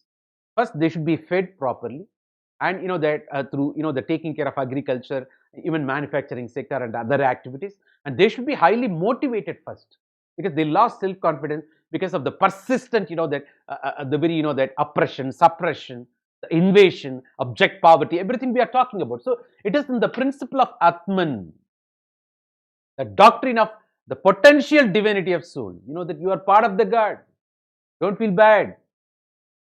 How come you can get, that shattered, given all these, present circumstances, but you are meant for a particular purpose. God has sent you for a particular purpose. You understand that, because you are part of the God. Once you finish the task, you will go back and join the God. So it is that way of appealing. So there is a soul in you, potential divine in you. That is part of the God, part of the Almighty. How come you can say you are not a sinner? And all religions are preaching in such a way, you have committed sin, you are a sinner. But this is a unique appeal from Swami Vivekananda. You are a blessed person. You came with a purpose. You are part of the God. There is a God in you. So awakening the inner soul, that's a different approach we're talking about. So potential divinity. So the moment you feel you are a God, I think you would have some movie, Tenali and all, Kandak Kadirgama.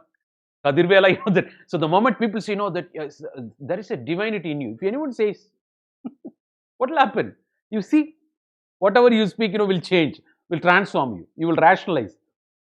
You will take, that very moderate cultural path. Come on. So it is that way, that so the moment the approach was totally different. So the doctrine of potential divinity. Why do you feel, that the maligned manner? Why do you feel, low? You're part of the greater entity. The greatest God is in you. The divine potential divinity of soul. That appeal. So he taught Vedanta. It is the end of Veda. You might be able. Vedanta, the ancient system of religious philosophy. We are talking about. You might be able. We already discussed. Part of orthodoxy. We spoke, MSB went to New York. I suggested the code also. You watched that previous videos. The ethics in Indian philosophy, we divide into orthodoxy, heterodoxy. In orthodoxy, we spoke. The Mimamsa, Samkhya, Vaisheshika, Vedanta, Nyaya, Yoga. We spoke already. At length, you please watch that. So Vedanta, the ancient system of religious philosophy, of course, that we talk about. And he made it very practical. So the principles of Vedanta and the means of applying them in pragmatic way, practical way. It's not theoretical, that can never be practiced. What is the use? Yet choraka kariku vadavanu. Something which is on paper, what is the use? It should percolate down to the masses. It should benefit the masses. That's very important. So those principles of Vedanta and the means of applying them in practical life, he started preaching. Besides, the need for worldly knowledge to improve their economic condition. That's what. First, you have to come out of that, poverty. To do agriculture, some manufacturing sector, other activities. Then only got the idea. Na? So both, that he struck a balance here. That's what you can understand. So suggesting he was part of the solution. It's not simply accusation, part of the solution.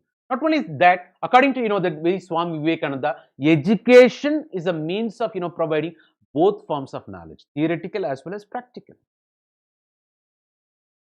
Both forms of knowledge. So education is an instrument of social change. Education is the panacea we're talking about. That the very, that reinforcement of that particular thought by Swami Vivekananda. Of course, Swami Vivekananda also saw the need for the organization to spread that particular education. You see Ramakrishna Math schools everywhere, residential schools everywhere. I've seen a lot of my friends, that studied those, very ethical guys, well-trained, meditation, health-wise. I've seen a lot of people there. But you have to accept that. If you're not interested, you should not go there.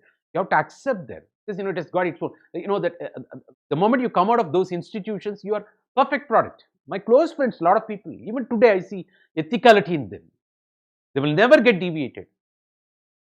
The core principles, they never compromise. Why? Because the socialization brought up through those agents of socialization we are talking about. So Vivekananda also saw the need for an organization to Ramakrishna Math and associated schools, hospitals, a variety of institutions, you might be aware, to spread education and to improve the condition of poor as well as women. Got the idea, na? Poor as well as women. So he wanted to be part of solution. You understand? Na? It's not mere preaching, and also by doing something practical. So all things, can be possible only through the instrument of social change. Of course, the education. The education, is the solution panacea we are talking about. So he wanted to set in motion, because, got the idea, na? Because, that there is a saying. It is not, that providing, fish. It's sharing the technology of fishing. That provides, lifelong support. The education makes one person as, that a self-confident person. That means you stand on your own. But unfortunately, that, of course, in the new education policy, we did some correctional measures. Let's see the outcome over the days. 6% of GDP also. Fantastic. Let's appreciate. But the point is, that the duty of the education institution is not to produce employees for the corporates, to generate the leaders for, that of tomorrow. You should stand on your own. That's very important. That's possible. Why? Education and value-based education. And that's done through, that Swami Vivekananda, especially through his, establishment of Maths, Ramakrishna Math and associated, educational institutions. Even today, they're making, once that particular institution was awarded, that the Gandhi Prize for Peace, you might be aware. Appreciating their contribution to the, that disaster-stricken areas. The people participate. They give, asylum to them. And all-round services, that through hospitals, through health, that services they provide, everything, that, and also the spiritual service they provide in shaping, the youth towards the spiritual path. Fantastic thing. So he wanted to that Swami Vivekananda wanted to set in motion a machinery which will bring noblest ideas to the doorstep of even poorest and the meanest. That machinery, of course, we are talking about math activity. Ramakrishna Madam, you say, that math activity. We're talking about. So he founded Sri Ramakrishna Mission in 1897. That his sense of, that inner certainty and divine calling. What happened, right? Having done that, you might be aware, that, so this particular thing, that he did, and that's separate. We're talking about, something in his mind. The urge will be there. The intuition will be there. His inner calling, of course, divine calling. Of course, that he, while traveling throughout India, he gone to down south, especially that the tip of that Indian subcontinent. You might be aware, the Kanyakumari, where we have got Vivekananda, the rock memorial, built in memory of that. You might be aware. So on that rock, of course, that he went for some deep meditation. That especially at Kanyakumari, the rock island. You might be aware. We're talking about. So there, that the inner certainty, the sense of, that the divine calling came, ultimately, that he comes, ultimately, that he participated in the World Parliament of Religions, that at Chicago, USA, you might be aware, that he gave, the wonderful speech, the World's Parliament of Religions, Chicago, that 1893.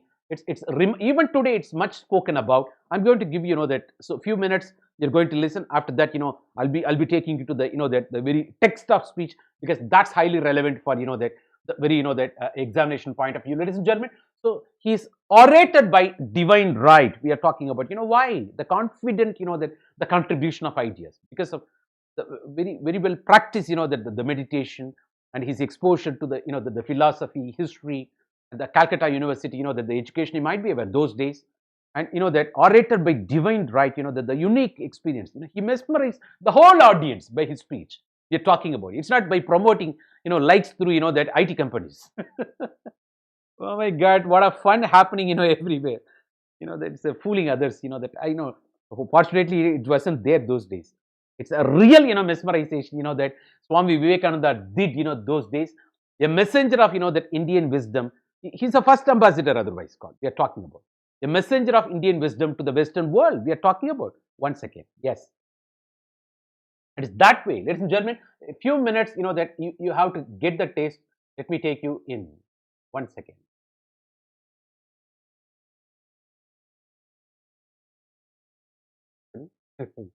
I think it's.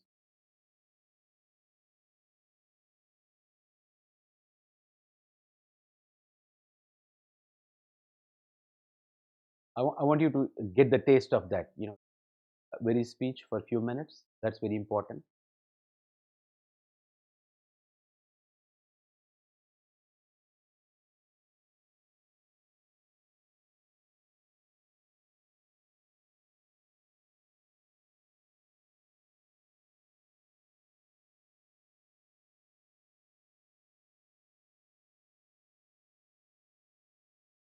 So courtesy to.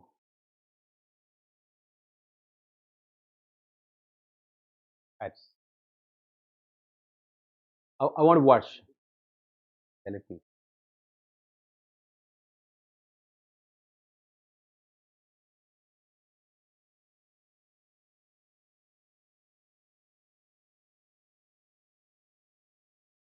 Few minutes.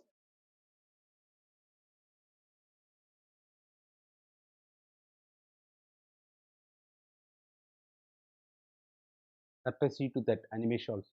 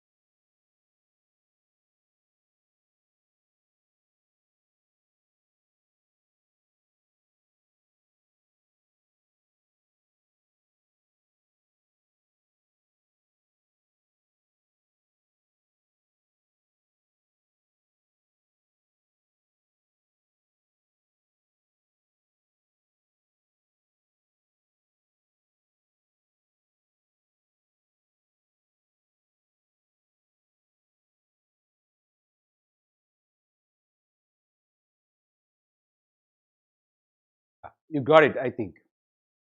So, that's, the mesmerizing. It's not mere voice alone, the words. You just see the message he communicated in such a way, that's fantastic. That's one your core of spiritualism.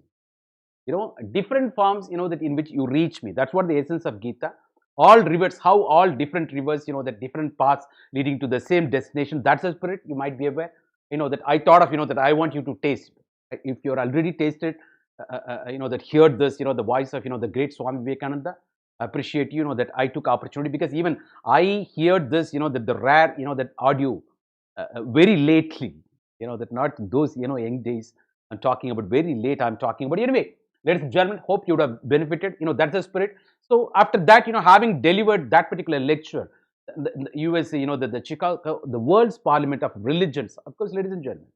So he traveled, that 3.5 years, that especially the eastern parts of USA. Then, of course, that you might be aware, the very London, and that spreading the very Vedanta, the principles, the end of Veda. We say, that the part of orthodoxy tradition of Indian spiritualism, as taught by his own guru, spiritual guru, Sri, that Ramakrishna Paramahamsa. You might be aware.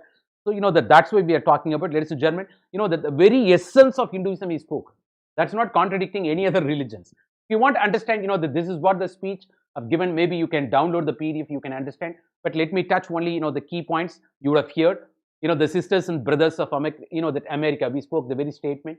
We are talking about, how he comes from India. What is that? The most ancient order of the monks in the world. In the name of, that he says, that he thanks everybody. In the name of, that the mother of religions, India, the mother of all religions. And I thank you in the name of millions and millions of Hindu people of all classes and sects. You just see how he contributes. That he was the first Indian ambassador to the global community. All IFS officials, once you join, Indian Foreign Service, you have to understand this. And he was the first Indian ambassador. You might be aware. So my thanks, how he represented India. So that's a broader mindset, that you assume, you address, and also you embrace the whole humanity. It's not entering into religious competition. So he said, that some of the speakers already spoke, thanking them, referring to the delegates, that they're from Oriental countries, Eastern, the countries. And I've also told that these men are far, that are of nations. They well claim the honor of bearing different lands of the idea of toleration. This is a basic spirit. Even today, the Hinduism is identified. But, don't get, swayed by all those guys, speaking outside, negativity. That the toleration, universal acceptance is a core principle of the Hinduism. That's what Swami Vivekananda reinforces.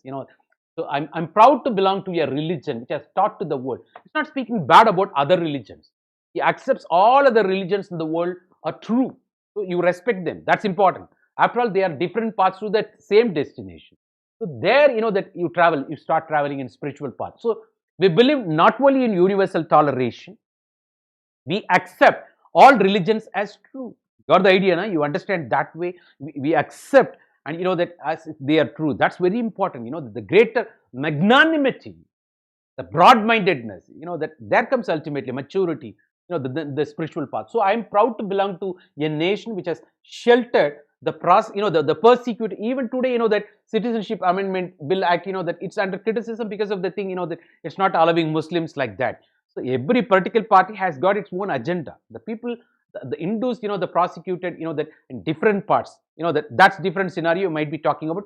Totally, that's different arguments. But he says, that what it's about history. Several invasions happened in the past. Even the very Mughal tradition, you might be aware. We say, Bawu Ajja Shahu.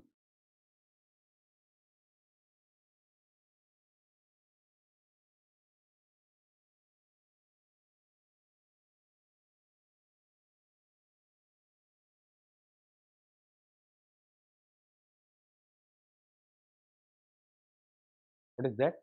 Babu Ajah Shahu. Babur, Humayun, Akbar, Jahangir, Shah Jahan, Aurangzeb. This is the order.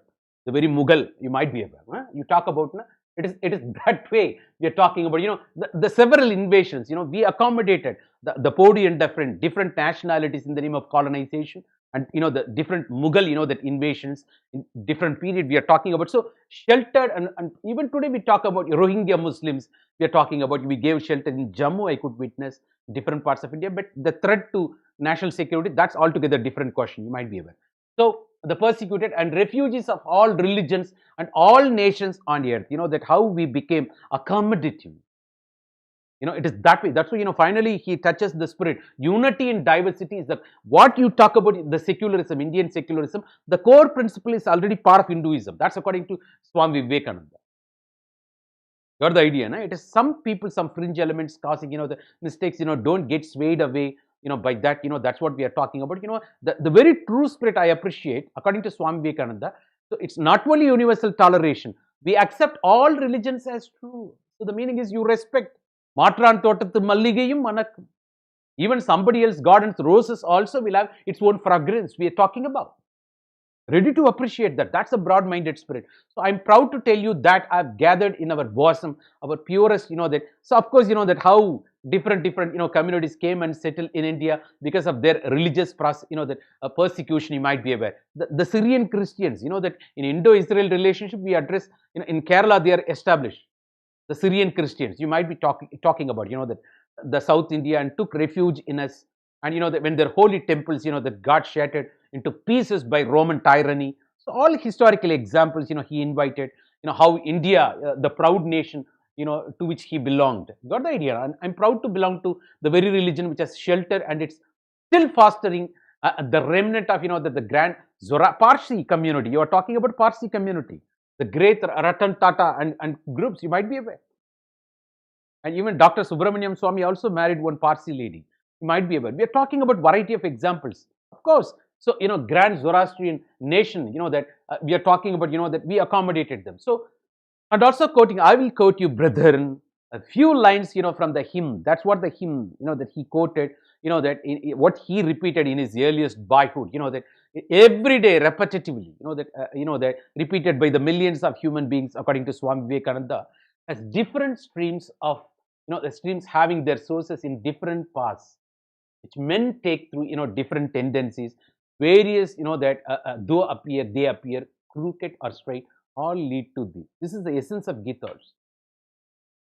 That you take different forms, different shapes, ultimately, that whatever may be the form, you're already ultimately going to reach me. So paths are different, destination same. That appeal.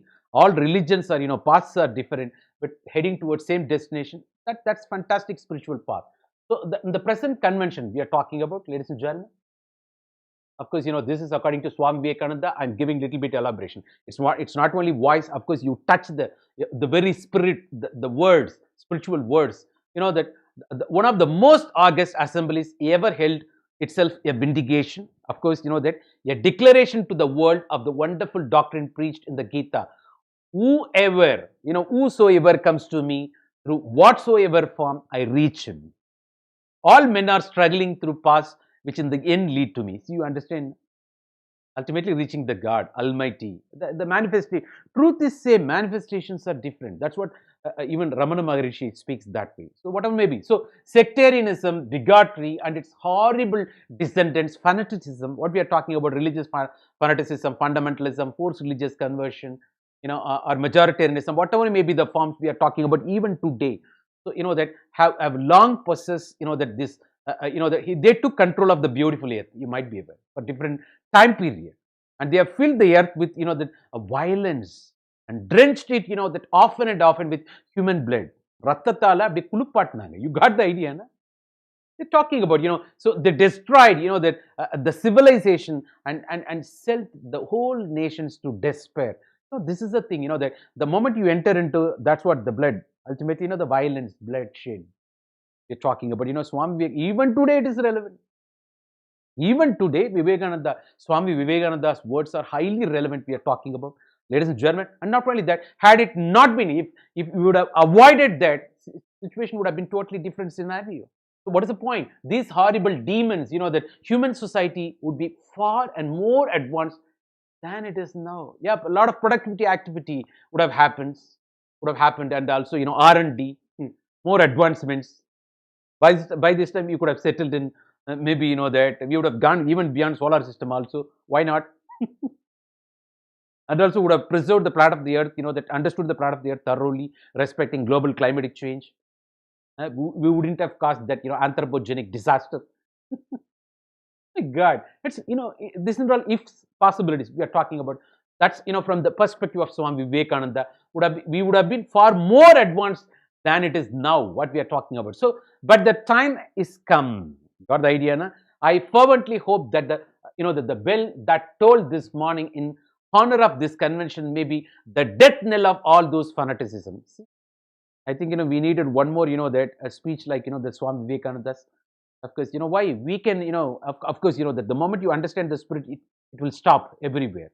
It's that way. Of all persecutions, with sword, with a pen, or with the pen, it is pen is mightier than sword. Hello, journalist, I'm asking. Objective journalism should be there. It's not, we don't want your views, we don't want your opinions, we don't want your fake news. We want, that objective news, objective reporting we are talking about. See, pen is mightier than sword. That how Swami Vivekananda, that mentioned here. And of, that all uncharitable feelings between persons wending their way to the same goal. Got the idea now? So that's fantastic. The taking I want you to understand the, very words. That's very important. We're talking about, ladies and gentlemen. Let me take you. Yes, I think, that it's not only you heard, you have seen the very words, that you download, you will, maybe one of the lines may be quoted. I don't know, apart from established quotes, I'm talking about how, in what way he appealed, that the countrymen, that awaken the hidden, the potential divine soul, that the Swami Vivekananda has done. There comes, that another part, of course, we are talking about, ladies and gentlemen. He delivered a series of lectures. Vivekananda attempted, especially, that how to rouse the religious consciousness of the people and create in them a pride in their cultural heritage. Got the idea? No? Pride in their cultural heritage. It is that way. So, what happened, right? The moment, that you become conscious, you will feel proud. You will connect with the past. That you won't feel, that depressed. You won't lose your confidence, that the moral boost will be there. So, why, all these lectures, that focused on this, to bring about unification of Hinduism by pointing out common basis of its. Because, the millions and millions of gods, you might be aware, and different sects, Hinduism is divided in terms, you might be aware, divided into two, Shaivism, Vaishnavism, like that, many sects. And every, that leader of the sect ultimately, that entering into fight saying that I'm the best. That happened between 800 BC to 200 BC. And all those religious, that the competition, the Ajivikas, Ajnanas, they could not survive. Even Charvakas. In the world of heterodox sects of, Indian spiritualism. Are you aware? So when we talk about, ethics in the world, Indian ethics is called spiritualism. Spiritual ethics, Western ethics, intellectual ethics. In the spiritual ethics, we divide further into orthodoxy, heterodoxy. You please watch that previous sessions, you will come to know. The heterodox, that we said Ajivikas, Ajnanas, Charvakas, Buddhism, Jainism, but Ajivikas, Ajnanas, Charvakas, they could not. Ajivikas, Ajnanas, because the religious competition, they could not survive. They're talking about. So it is that way. So why no base? No base. Even the, the modern day world, Emil Durkheim, one person says, every religion will have its own mysticism and asceticism. Every religion will have its own, sacred and profane. If that's not met, that may not be religion. He found that particular spirit in, that the totemism, Arunda tribe of Australia, case study also. You come to know how the modern, that the social scientists, how they view that religion in the elementary forms of religious life, where Emil Durkheim, we spoke. You will come to know, that how social scientists, the enriching the very concept of religion. It's not only that every religion will have its own mysticism and asceticism. You come to know. Some religions are said, as if they promoted economic development. Some very religions, responsible for, that underdevelopment of economy. That's Max Weber comes. Might be aware. So various social scientists, that viewing, that. But whereas, that the guy, of course, the very founder of conflict tradition, Karl Marx, said the religion is the opiate of masses. These are all the things we already discussed. You please watch those videos.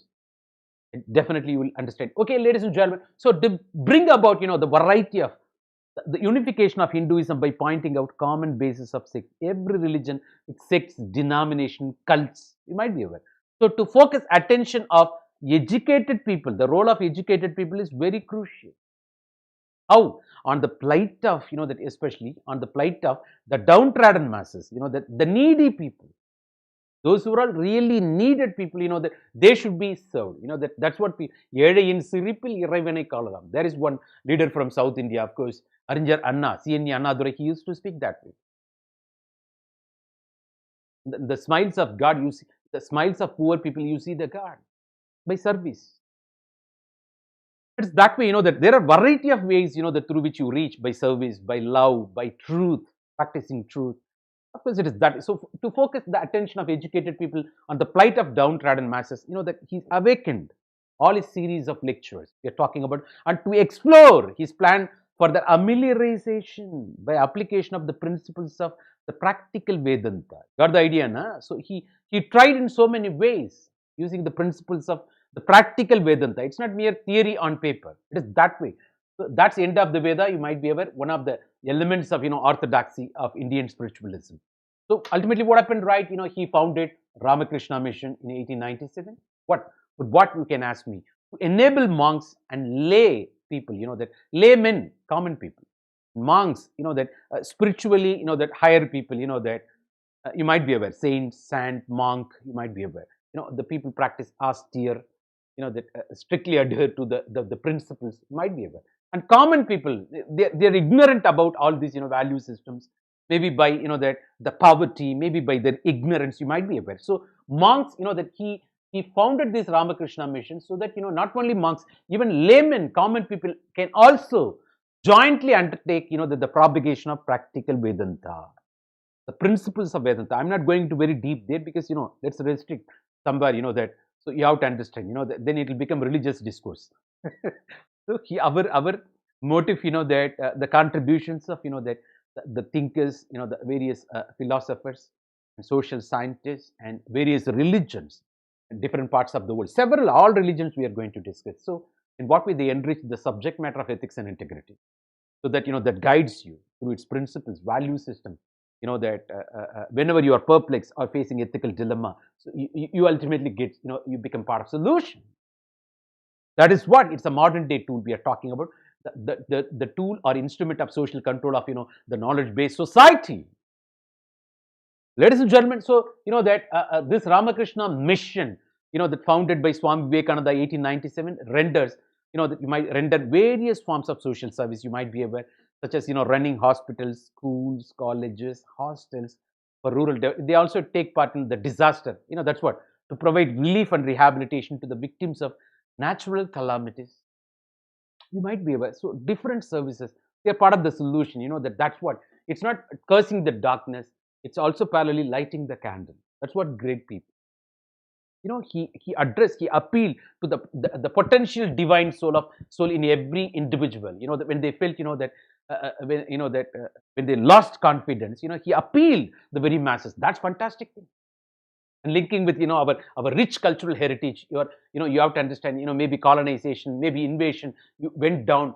So you have to understand, there is a greater God in you. Come on, unleash. That's fantastic. We are talking about. So that approach, that even today it is relevant. The moment you read his quotes, that writings, even today you will feel energized. And nobody is free from criticism. That's apart. So in early 1819, that when comparing with all criticisms, that very meager attraction, maybe with malified intentions, let's reject that. So in early 1898, that set up the famous Ramakrishna Math at Belur, on the banks of, the Ganges. You might be aware. So these are all, the background, his contribution, the spiritual service, that how the dent he made, that of course, that the very Mahatma Gandhiji made dent on the political arena, responsible for making, India's independence struggle as a mass movement, and through his weapon, the ideology, satyagraha, ahimsa, might be, but that Swami Vivekananda for his spiritual contribution. Even today, India is accorded at the global scenario as a land of the spiritual heritage. You might be aware. The founder of, that Apple, the Steve Jobs came to, Cambridge Dam, and that, you might be aware, even the Mark Zuckerberg, that also came, that was guided by, that very Steve Jobs, having seen people got how connected here in India, the family system, he founded Facebook. Even today, India is a land of inspiration because of, that I see a lot of people in different, that in Tiruvannamalai, that Ramana Maharishi ashram, people from different parts of the world, they come They go through the teachings, the spiritual teachings. It's that way, that even today, it is that way. Why? The seed comes from there. The contributions, that from, the Swami Vivekananda, Sri, that Swami Ramana Maharishi, that, not only that, Sri Ramakrishna Paramahamsa, the spiritual guru of Swami Vivekananda. We are talking. So, that not only that, his contribution, the new understanding of religion. As I said, MRS E. What is that? Magic, religion, science, outcome, logic, and the law. And that then comes ethics, modern day tool, that to be part of solution. Otherwise, ethics guiding you whenever ethical dilemma you're talking about. So he's how that interpretation, he interpreted the religion. His interpretation of religion was totally different. So interpreted the religion as an universal experience of the transcendent reality. Something is beyond you, that goes beyond you. Transcend means go beyond mind. What is real? Beyond that, something is there. We are all creations. There is a creator. You wouldn't have seen. That goes beyond the creation. So this is common to all humanity. So the universal religion. What about religion? Religion is all about being and becoming. That's what Swami Vivekananda says. All religions emphasizing this particular point. It is by experience. It's not by somebody else. That the prescription you take into account. Being and believing, being and becoming. Being and becoming, that's fantastic. So religion as a universal experience of transcendent reality common to all humanity. This way of looking at religion. Religion is a collective representation. You start believing as if it has got faith, then you start venerating. That's another interpretation. Religion is collective representation.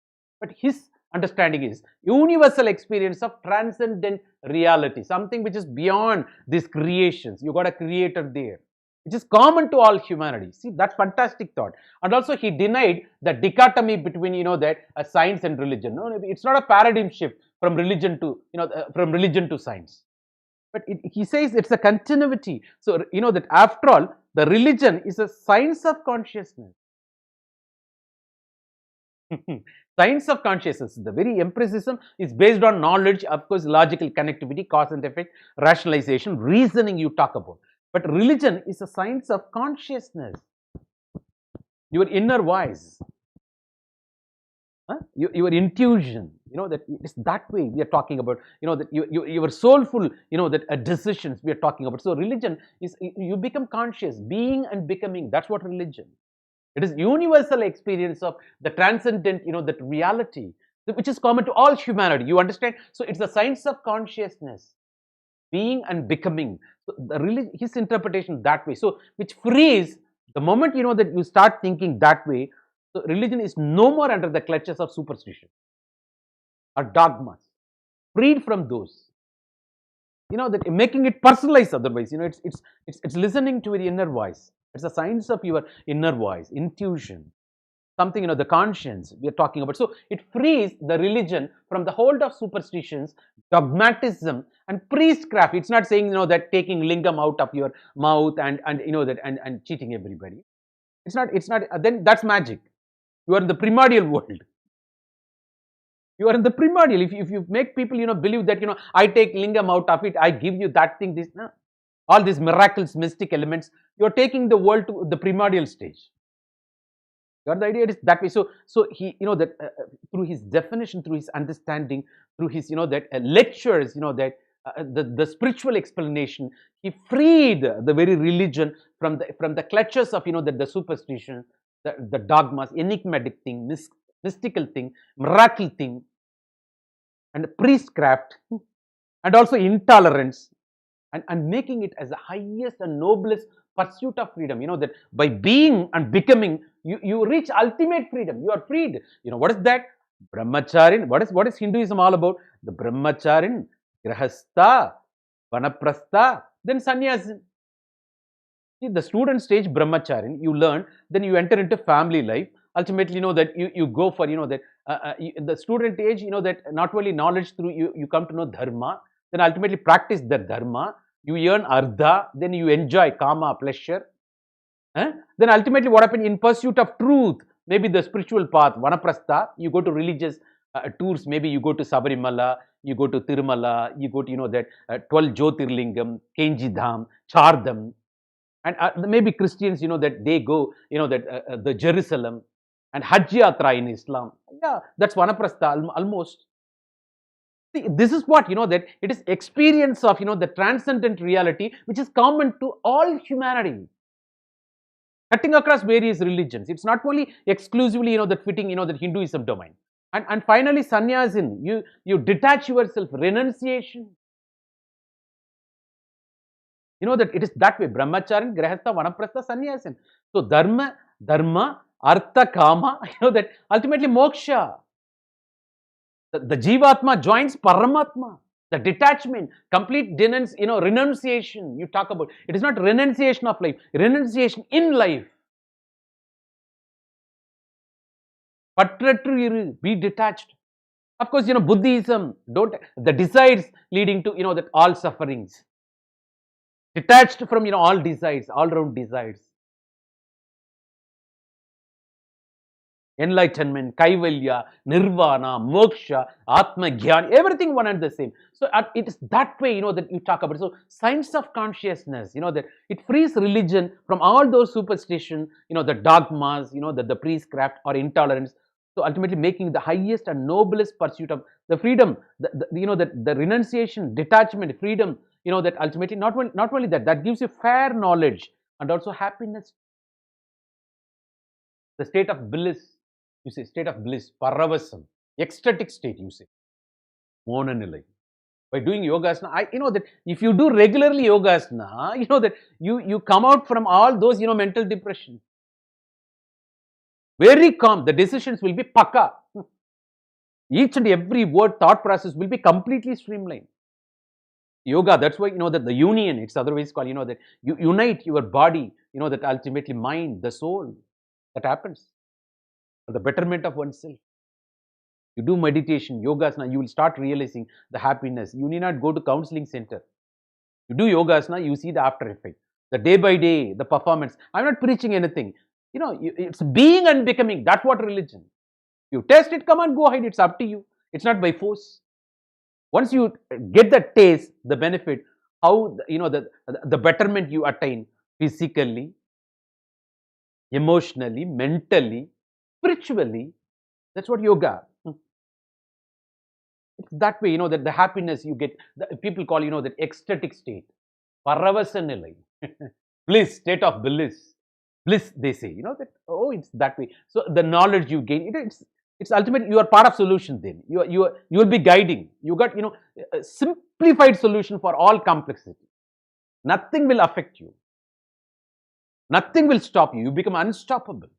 Because the realization, the self-realization, ultimately you will start understanding there is a boson particle in you. You're part of the God. You came with a mission. You are on purpose and you got a direction. All your actions will be rationalized. It is that way. Ladies and gentlemen, I'm talking about, and what is that? This spiritual thoughts, what we are talking about, the new view of men, that he ultimately started. Why? Because, we spoke already. Appeal the potential divinity of soul in every human being. How come you can say you are a sinner? There is a God in you. He awakened that particular, by appealing to that particular soul, that is new and he ennobles men. That makes him, that more noble. Oh, there is a God in me. I'm a God. I'm part of God. Oh, I thought, hitherto I'm a sinner. No, you're part of the God. You came on a mission. You got a purpose. Work on it, understand, search. Then ultimately all those, that the low level activities you will not do.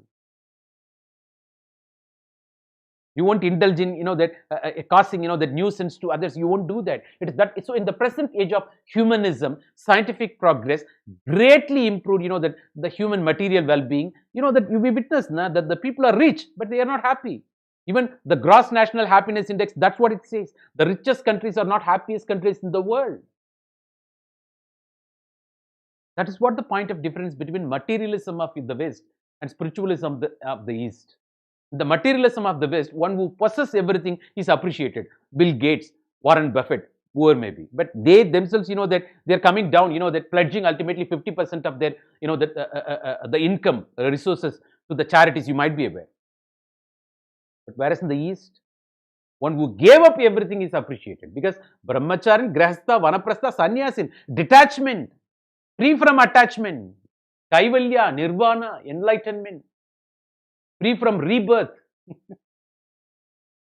One who gave up everything is appreciated in the Eastern world. One who acquires everything, one who gets everything is appreciated in the materialistic Western world. You understand? It is that way we are talking about, ladies and gentlemen. So one who gives up, that. So, but what happens, right? But people in the East also, they started embracing West accumulation, accumulation of, calculating everything in terms of GDP, in terms of, ultimately your investments, that your bank balance, and your stashed away money to Liechtenstein country, all those, Swiss bank, ultimately ending up with Tihar jail. Eh? And emotionally getting disturbed, and some of the guys, committing suicide because they use black money. So, by material wealth, okay, but why? Dharma, artha, kama, moksha. Dharma, through righteousness, you earn material, artha. Then with that material, you enjoy all worldly things, kama, pleasure. Then ultimately you reach God, moksha, atma, gyan. But when, the cut at supply level, when it is adharma, it's over. The adharma with which you earned the artha and you enjoyed everything to the core, how come you can enter into moksha? Even while living, you entered into, that the very hell. It's not a heaven, hell. It became, tihar then. People are restless, broken families, physically mature, mentally they are less than kids. That's what in all yogasana class. Otherwise, they have everything except happiness. What is the use? So this is the thing, that's what, that highlighting, that the Swami Vivekananda highlights. So the communications revolution made, the very revolution made the world as, the global village. Even the very globalization, what we are talking about. Even the very, thanks to the technology, internet revolution, the big data, robotic, that robotics we are talking, artificial intelligence, the blockchain technology, everything. Technology has made life simpler, but, human relations very complex. Life itself, complex from their own perspective. And also they are not happy here. They got everything, but they are not happy. Eh? They'll be running after all those, that not longevity. They are not working for, not for longevity. Short-lived things. Short-lived things. That demands, that passions. That will take, that maturity again. So moral decay. What happened ultimately? They are ready to go to any extent. Corruption in kind. I hear, one minister gone to the level of accumulating 15,000 crores in Tamil Nadu, one minister, and 2 floors in Burj Khalifa. Came with nothing, that guy. So we hear all those, that the fools in the roadside. Yes, but they are ministers everywhere. You hear next to maybe your constituency. Yes, moral decay. So increase in the broken homes. What will happen? That's what, my friends used to tell me. Sampath, one day fine morning, they are not going to eat food. They will be eating currency, Sampath. 2000, one bundle of currency they will, for breakfast they will eat. That's what going to happen one day fine morning. Increase in broken homes ultimately. That ultimately immorality and violence, that what happened? To preserve that money, they are ready to go to any extent. Violence, they indulge in all-round crime. You won't believe when there is, that the COVID situation, corona, because of the COVID situation, the lockdown, but one cell was, very clear. Tasmark got closed, but that all those items, sold in the market, street corner. Both political parties, that involved in that sale. Is corona corruption? Are you aware of this? Huh? Oh my God! So the concept of potential, of the soul, that prevents, that this degradation. The moment that you understand there is a soul in you, the moment you start listening to inner voice, you don't silence that, whispering mind. Listen to your heart. That's what Swami Vivekananda says. When there is a conflict, the brain will say, accumulate everything. Then only you will be commanding respect. But heart will say what is right. No, this is wrong. Came with nothing, you go with nothing. Why this drama? Why this adharma? Huh? Don't say, Dharmathin Valvudanai Soodhu Kavum, Dharma Marubadiyum Vellum, Adharmam, Swadharma. We are talking about Adharma. So the concept of potential of the soul, thinking that they are which achiever and they are everything. How long? And all these things, all these people you are going to see, that they are going to get shattered in front of your eyes.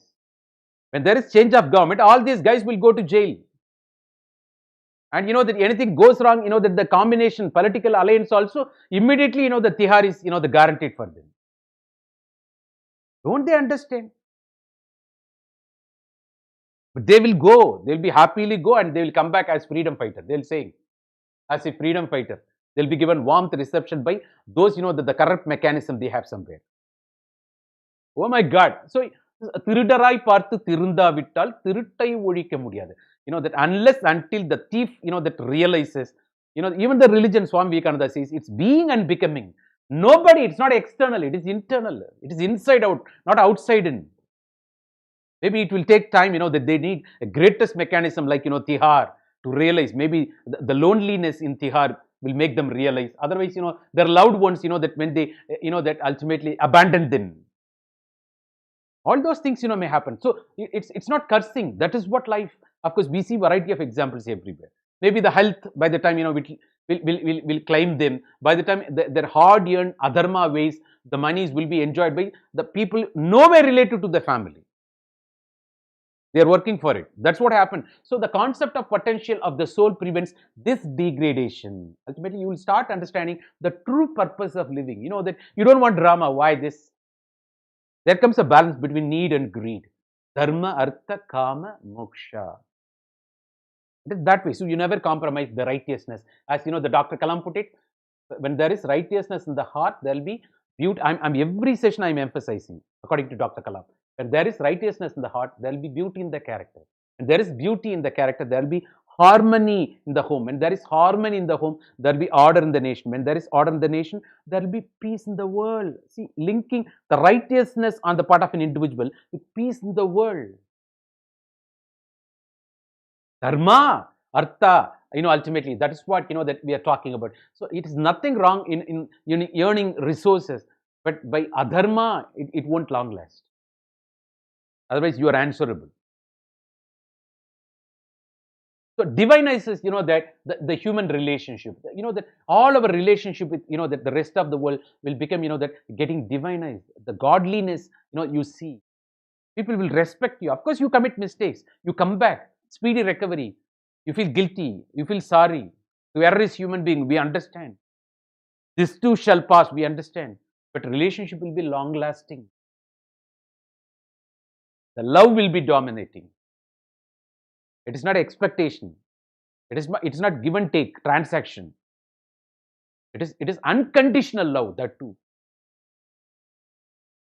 Unconditional love. Parobakar, we are talking about. So that leads to acceptance. So it divinizes, all-round relationships, ultimately. It becomes holy. Not purposeful relationship, the holy relationship. People you come and meet for a particular reason. You meet everybody for a particular reason. Sometimes it becomes lesson. So sometimes you commit mistake, you have to do course correction. Otherwise, it becomes a lesson. There comes your choices, your priorities, your decisions. That should be guided by value system. There comes ethics. We're talking about, ladies and gentlemen. So, and makes life meaningful and worth living. That it becomes long lasting. You leave a legacy. That's what I say. Learn, love, live, learn, love, leave legacy. All 4 L's. L to the power 4. Learn, love, live, leave legacy. 4 L's.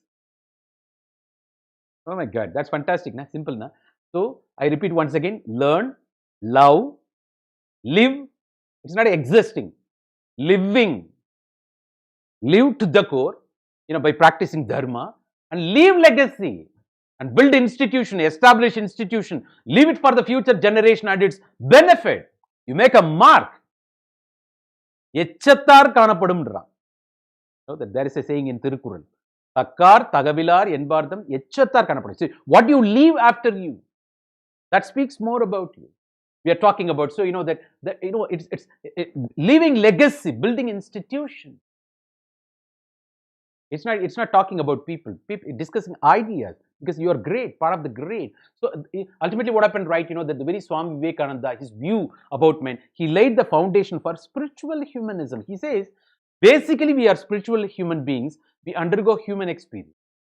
We are born as spiritual human beings because you are part of Almighty God. You came with a purpose and mission. But we got human avatar. Basically, you are a spiritual being undergoing human experience. That's what Swami Vivekananda says. He laid the foundation of spiritual humanism.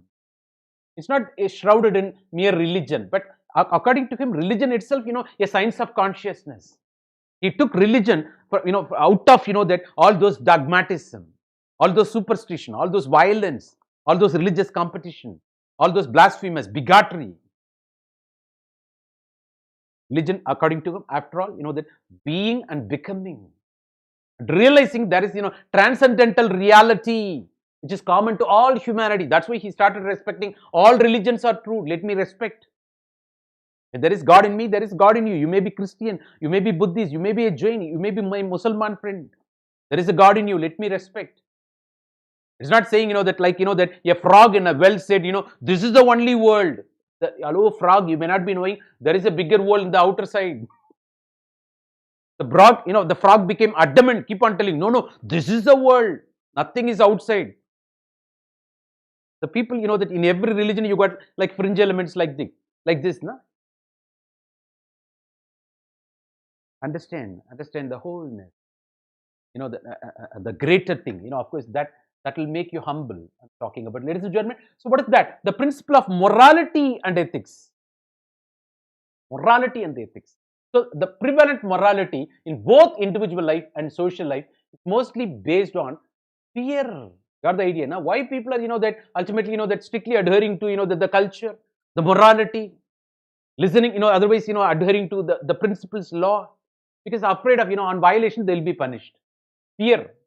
The fear of police station, the fear of courts, the fear of public mockery, ridicule, ostracize, criticize. The fear of God's punishment, maybe after death, that there is life, you will be going to hell. The fear of karma theory, arasan andru kolvan, deivam nindru kollum.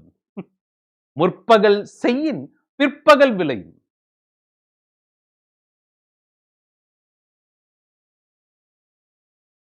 You can't escape from karma theory. So fear of the consequences, that rationalizes, that makes you humble, all of your actions.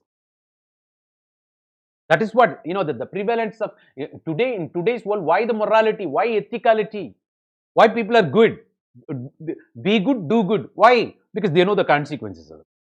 In individual life, social life, we are talking about. So the current theories of ethics also do not explain why a person should be moral and and be good to others. So, because of that, they're afraid of this fear, afraid of the consequences. By leading, that ethical way of life, that you become source of inspiration. You'll get that ecstasy, the happiness. You leave legacy. The whole situation will get energized. You become source of inspiration. There won't be drama, unnecessary drama won't be there. The individual absurdity won't be there. There will be calmness, the peace everywhere. That facilitates, productivity maximization. Then ultimately you are capable of meeting the needs of so many people.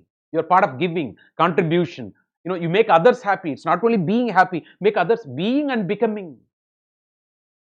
Because you understand you came, that from the Almighty God for a greater purpose. You're on a mission. You're going to leave legacy. It's that way we are talking about. So, new theory of ethics, that, and new principles of morality based on intrinsic purity. It is not outer. Got intrinsic, that inner purity. There is a soul, a divine, potential divine soul in you. The inner purity and oneness of the Atman. The Brahman, is going to join Atman. After all, the Brahma, that the Brahman, that Atman came from Brahman. It's going to join the Brahman again. Jivatma came from Paramatma, going to join back. That's called, moksha. That's called Atman Gyan. That's what, orthodoxy says. So then maybe other religions, Kaivalya, Nirvana, enlightenment. Yes. How it is possible? Only by, that leading a pure life. That's why that there is a saying in Tamil according to Swami Vivekananda, தூய்மை, பொறுமை, விடாமுயற்சி இது மூன்றும் பெற்றிருப்பவர்களை அழிக்கக்கூடிய சக்தி பெற்றவர்கள் இந்த உலகத்தில் இல்லவே இல்லை. இவை அனைத்திற்கும் மேலாக அன்பு இருக்கணும். So where there is purity and passions and perseverance, nobody is born in this world to destroy these guys. The people with all these 3P. The 3P, you got a quote again. Purity, passions, perseverance. The people with all these 3P, that in the Indian national movement, you would have heard already, that here these 3Ps, petition, procession, prayer. In the national movement, you would have heard these 3Ps. But I'm talking here 3Ps. What is that? According to Swami Vivekananda, purity, passions, perseverance. People with all these 3 elements, that nobody is born in this world to destroy them. And beyond this, more than this, there should be love. There should be love. Love leads to acceptance. So you just see in a PPL. So love, passions, purity, passions, perseverance. You are great then. Ultimately, you are the greatest person, ethical person in the world. You definitely will leave legacy. But when you are on this ideal path, the whole world will call you are crazy. Even if you end up, even if you achieve, they will say, "Paithiyagara paya, podaikka theriyadu, mutta paya." This is what they will say. They will call you, the pagal. Either pagal.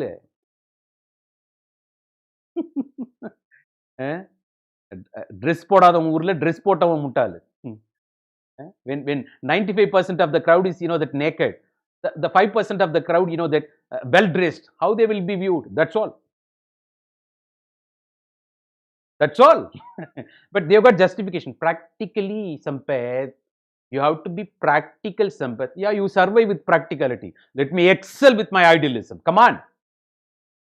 That way we are talking about. Let's inner intrinsic purity and oneness of Atman. That ultimately all this, the ethics, this is what spiritualism. That's what the ethics in Indian ethics is called, that spiritualism. Western ethics is intellectualism. You understand? This spiritualism that in India, of course, where we talk about orthodoxy, heterodoxy. You understand? Now we are talking about the contributions from Swami Vivekananda in the spiritual humanism, especially. So the principle of morality and ethics we are discussing, but the happiness is your nature. That's what other saints, that saints, everybody saying. Purity is our nature. That we contaminate ourselves because we are part of the greater entity, God. The boson particle in us, Almighty God.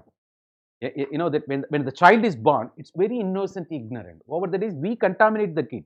We belong to this caste, we belong to this religion, we belong to this class, this is right, this is wrong. You are male chauvinism. There is transgender.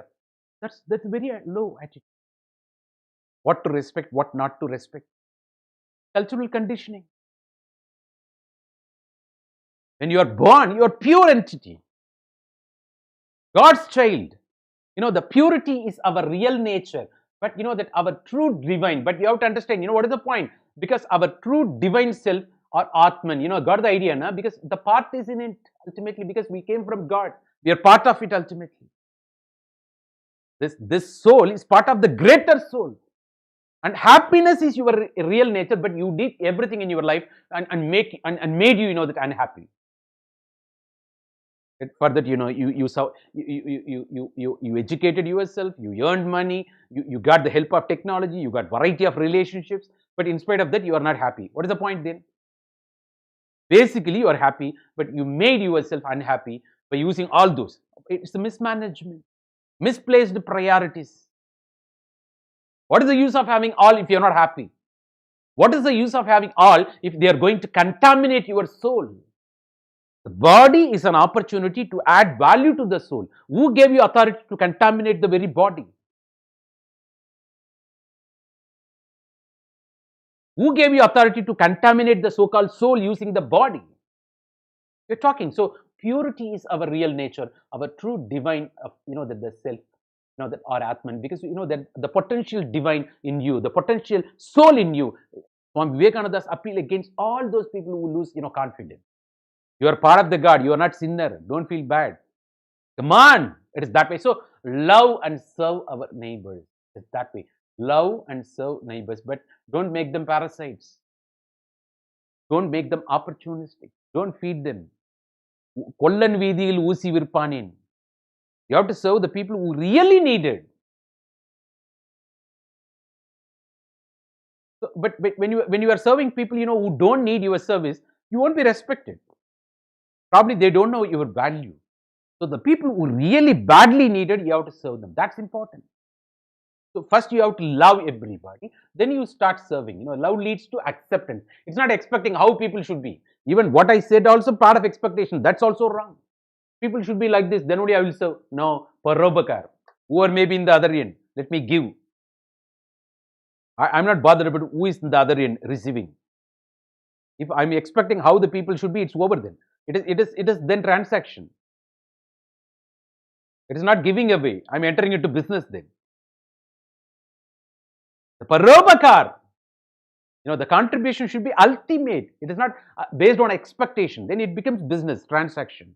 So love everybody, not on condition. Unconditional love that leads to accept everybody. Accept people as they are. Don't expect how they should be. Then you end up with disappointment. Then serve our neighbors. Because even there is in Islam also. That I told you other day. When you make biryani, the smell spreads to long distance.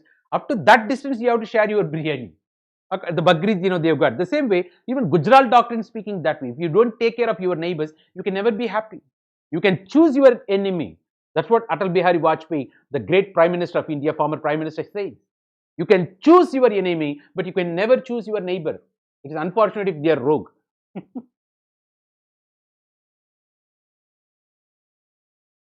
It is unfortunate if they are opportunistic people. It is applicable for the nations I'm talking about. So, love and serve our neighbors.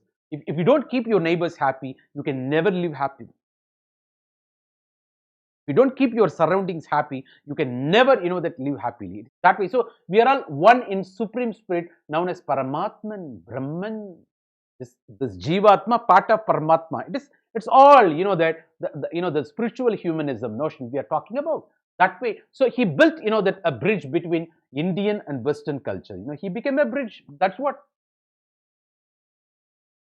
For a great people, religion is a tool for connecting people. For a small man, religion is a tool for dividing people, polarizing people. Great people will appreciate good in everything. That, as Swami Vivekananda said, all religions are true. Let me respect all religions. After all, they are different paths to the same destination. Different forms, reaching the same destination. Because even that Ramana Maharishi says, truth is same, but manifestations are different. Same way. So he built, ultimately a bridge between East and West here, using the very religion, using the Chicago talk. What is the point? The speech and the world of, the religious parliaments. The talk, you might be aware, that by interpreting Hindu scriptures, philosophy, institutions, and way of life, culture to the Westerners in easily intelligible, that they can easily understand that way. That's what the great thing on the part of those spiritual leaders. They will give you a simple example. There will be thought provocation. That's what the beauty on the part of those people. Whether Sri Ramakrishna Paramahamsa, Swami Vivekananda, Sri Ramana Maharishi, even all spiritual gurus I appreciate. Even, that some, Sri Ravi Shankar, even Sadhguru, and even some TTR, he is a management guru. Some people, that they are very fantastic. In one Swami Sugabodhananda, I believe, Manase, relax please. Oh, mind, relax please. Very simple, lot of examples, fantastic. That you easily understand the core point. That's very important. Only thing you have to show sensitivity, you have to concentrate. You be there, they'll take you on board. So, it's a built bridge between Indian and Western cultures by interpreting Hindu. I'm not entering into all those unnecessary criticisms against everyone. Nobody is free from criticism. But let's take positive things. We are already tired of negativity. Come on. Huh? So let's speak, the good thing, that benefits you. Ladies and gentlemen, so, what is the point? That's, Swami Vivekananda. He made Westerners could easily understand, intelligibly. So not only that, he made them realize that they could benefit greatly from Indian spirituality. As, that the Steve Jobs and, Mark Zuckerberg, having visited Kenjidam, and a lot of people from, USA, and different, Western countries coming and staying in, Swami, that Ramana Maharishi Madam, Mat in Tirunamalai. I've personally seen them in search of, that spirituality, spirit. Maybe Vanaprastha, they are on. Brahmacharin, Grahastha done, now Vanaprastha they are in. Finally, they will renunciate. The complete renunciation will happen. Sannyasin, they will take that level. You understand? No? Sannyasin, moksha, they will walk towards it. Just that way. So it made them realize, could benefit greatly from Indian spirituality. That is why India, even today, appreciated the global arena. You might be aware, the spiritual diplomacy. India, a land of, that spiritualism. So he was instrumental in ending, that India's cultural isolation from the rest of the world. India was isolated because of this misinterpretation.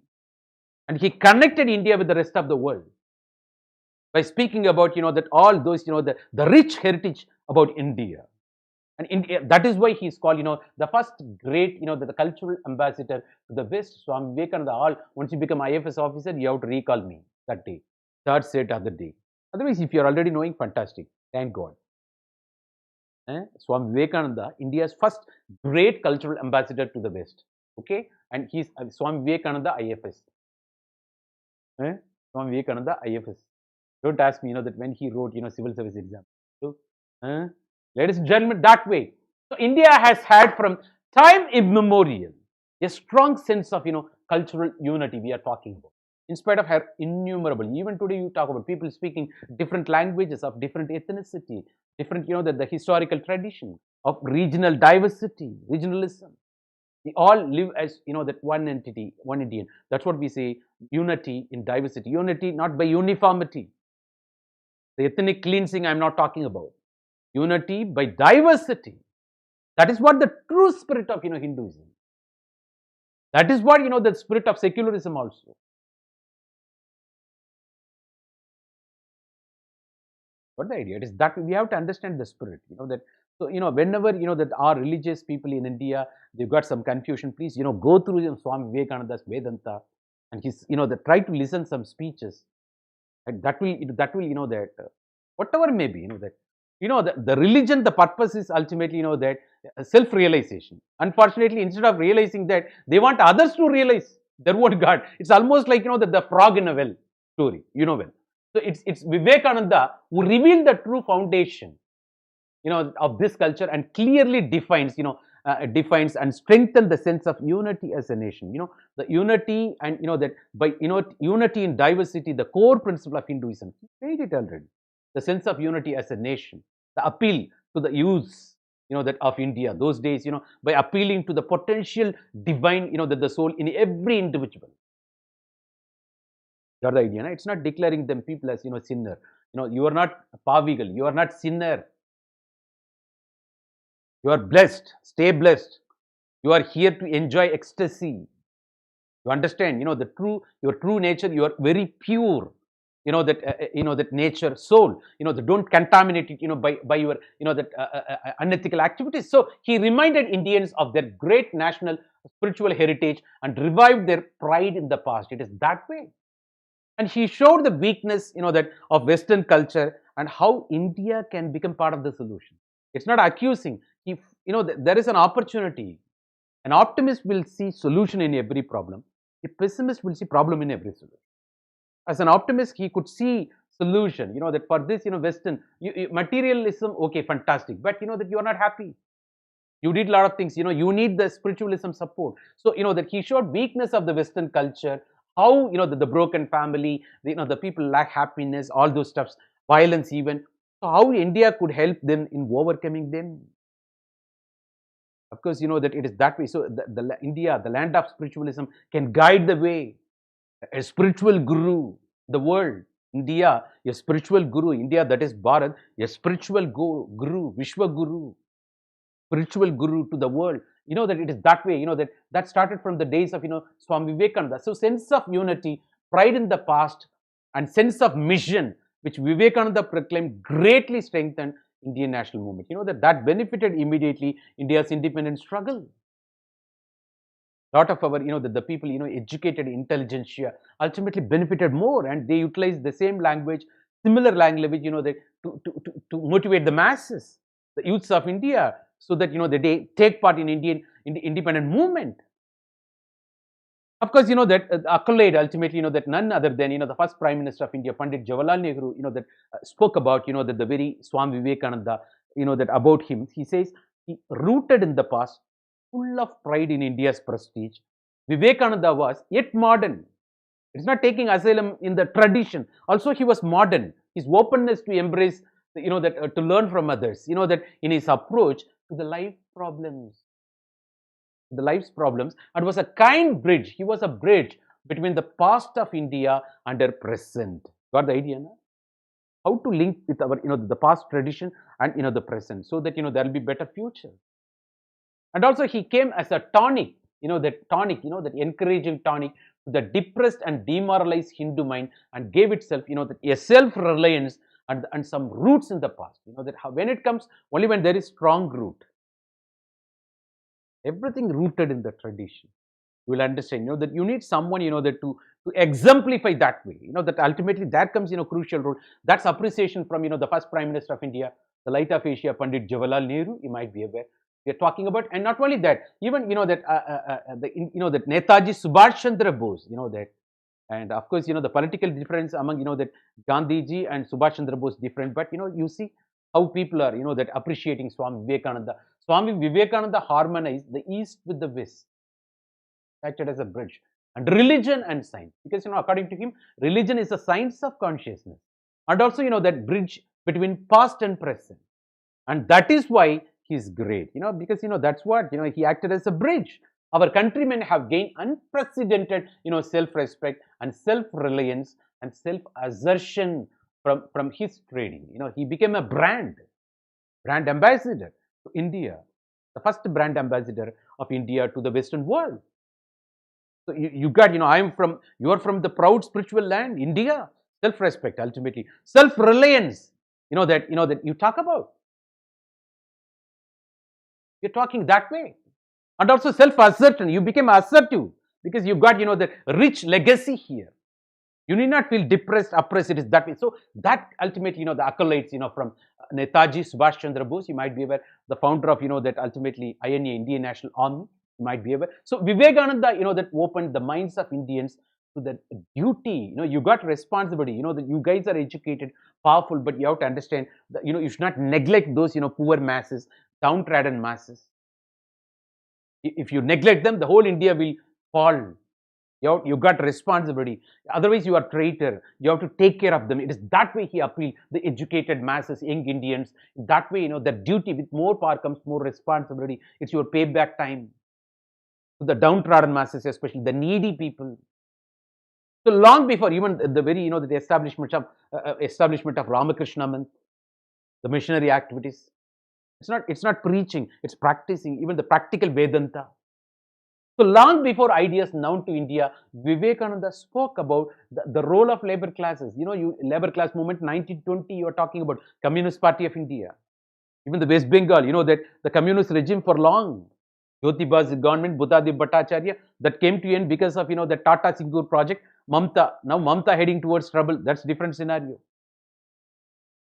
What is the point? That Vivekananda spoke about, the role of labor classes, especially, that the trade unions, laborers, that especially in the production of national wealth, you got role to play. Even today, 95% of workforce, informal workforce, we're talking about. Even COVID crisis, how, the migrant workers and their plight, of course, thanks to Manrega, that could, that provide employment to them in their respective localities, you might be aware. We're talking about. It is that way, ladies and gentlemen, that all this, Chicago address, his participation. Yes, so, that he gave to Hinduism as a whole, a clean-cut identity, a distinct profile. He made, that India, the proud in the West among the eyes of, the Western world. And he made, that Indian religions, that by its unity in diversity, the tolerance and universal acceptance, and, the spiritual humanism, all value systems. In what way, that India can provide solution to the Western crisis when they are fully shrouded in materialistic world and not leading happy life. Even today, you witness, that the Westerners coming and staying in the Indian spiritual centers. So it's that way. So through clean sense of their roots and identity, we have got our own strong spiritual roots, identity. And Hinduism was considered as a loose carpenter of many different sects. Loose carpenter of many different sects. Paths are different. It is that way. So Vivekananda, that Vivekananda's role, Swami Vivekananda's role in giving Hinduism its identity, that was crucial. That is important. You feel proud about, that. So it's not speaking bad about other religions. He is preaching parallel unity in diversity, universal acceptance, tolerance as a core principle of Hinduism. It's not fighting for the religious competition. After all religions are true, according to Swami Vivekananda. Respect other religions. The different paths leading to the same destination. There won't be chaos. You won't polarize people. You won't divide people. You won't enter into violence. So when he began to speak, it was a religious ideas of the Hindus. This is according to his the sister Nivedita. When he began to speak, it was religious ideas of Hindu. That he will talk about some ideas. Some maybe what I spoke, the spiritual ideas, whatever maybe. But when he ended, that you will feel as if Hinduism has been created. That's what Sister Nivedita's statement. You start something, by the time he ends his lecture, you will see Hinduism is born. That way. Such is the clarity, such is the command, such is the that the communication skill, that such is the idea with which that the command with which that appealing, awakening the that the potential divine, that the soul in every that Indian youths, and they were depressed, and acting as a bridge. And how India can be solution to the Western crisis. It is that way we are talking about, ladies and gentlemen. Yes, so the discord, religious discord, competition, common among various sects of Hinduism, that happened in the past, no doubt at all. As I said, Ajivikas, Ajnanas, between 800 to 200 BC, that happened, part of, heterodoxy of Hinduism. We are talking of protagonists, that the dominant characters of, different systems, and like, that they became, the frog of Wales. My religion is best, my sect is best, I am the best, that only me attitude. All those things happened those days also. Because for every thesis, you got antithesis, finally, synthesis. Indians are highly talkative, argumentative Indian. Of course, you would have read the book, that Dr. Amartya Sen, that you would have read. So, that the philosophy were, claiming their views to be only true and valid, that they've got strong points for that, no doubt at all. But in the long run, nothing is permanent. By applying Sri Ramakrishna's, that doctrine of, the very harmony, the Samanya Vaya, Saman Vaya, that he said Saman Vaya, the doctrine of harmony, the unity in diversity, all different paths leading to the same destination. Ultimately, you reach me. Lord Krishna says in Bhagavad Gita, whatever may be the form, ultimately you reach me. Forms may be different. So Vivekananda brought about an overall unification of the Hinduism on the basis of principle of the unity in diversity we are talking about. Once again, excuse me. You can also refresh yourself. I'm sorry. Huh? Yes, you understand. I'm taking to the the very core, I believe, so that you understand. Stay with that. This is what the Indian ethics, spiritualism. Otherwise, yeah, please.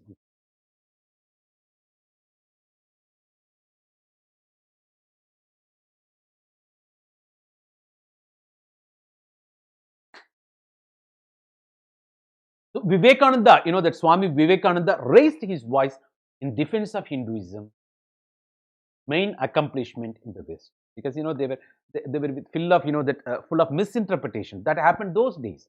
It's not a mere accusation, that those books, that literature came in such a way.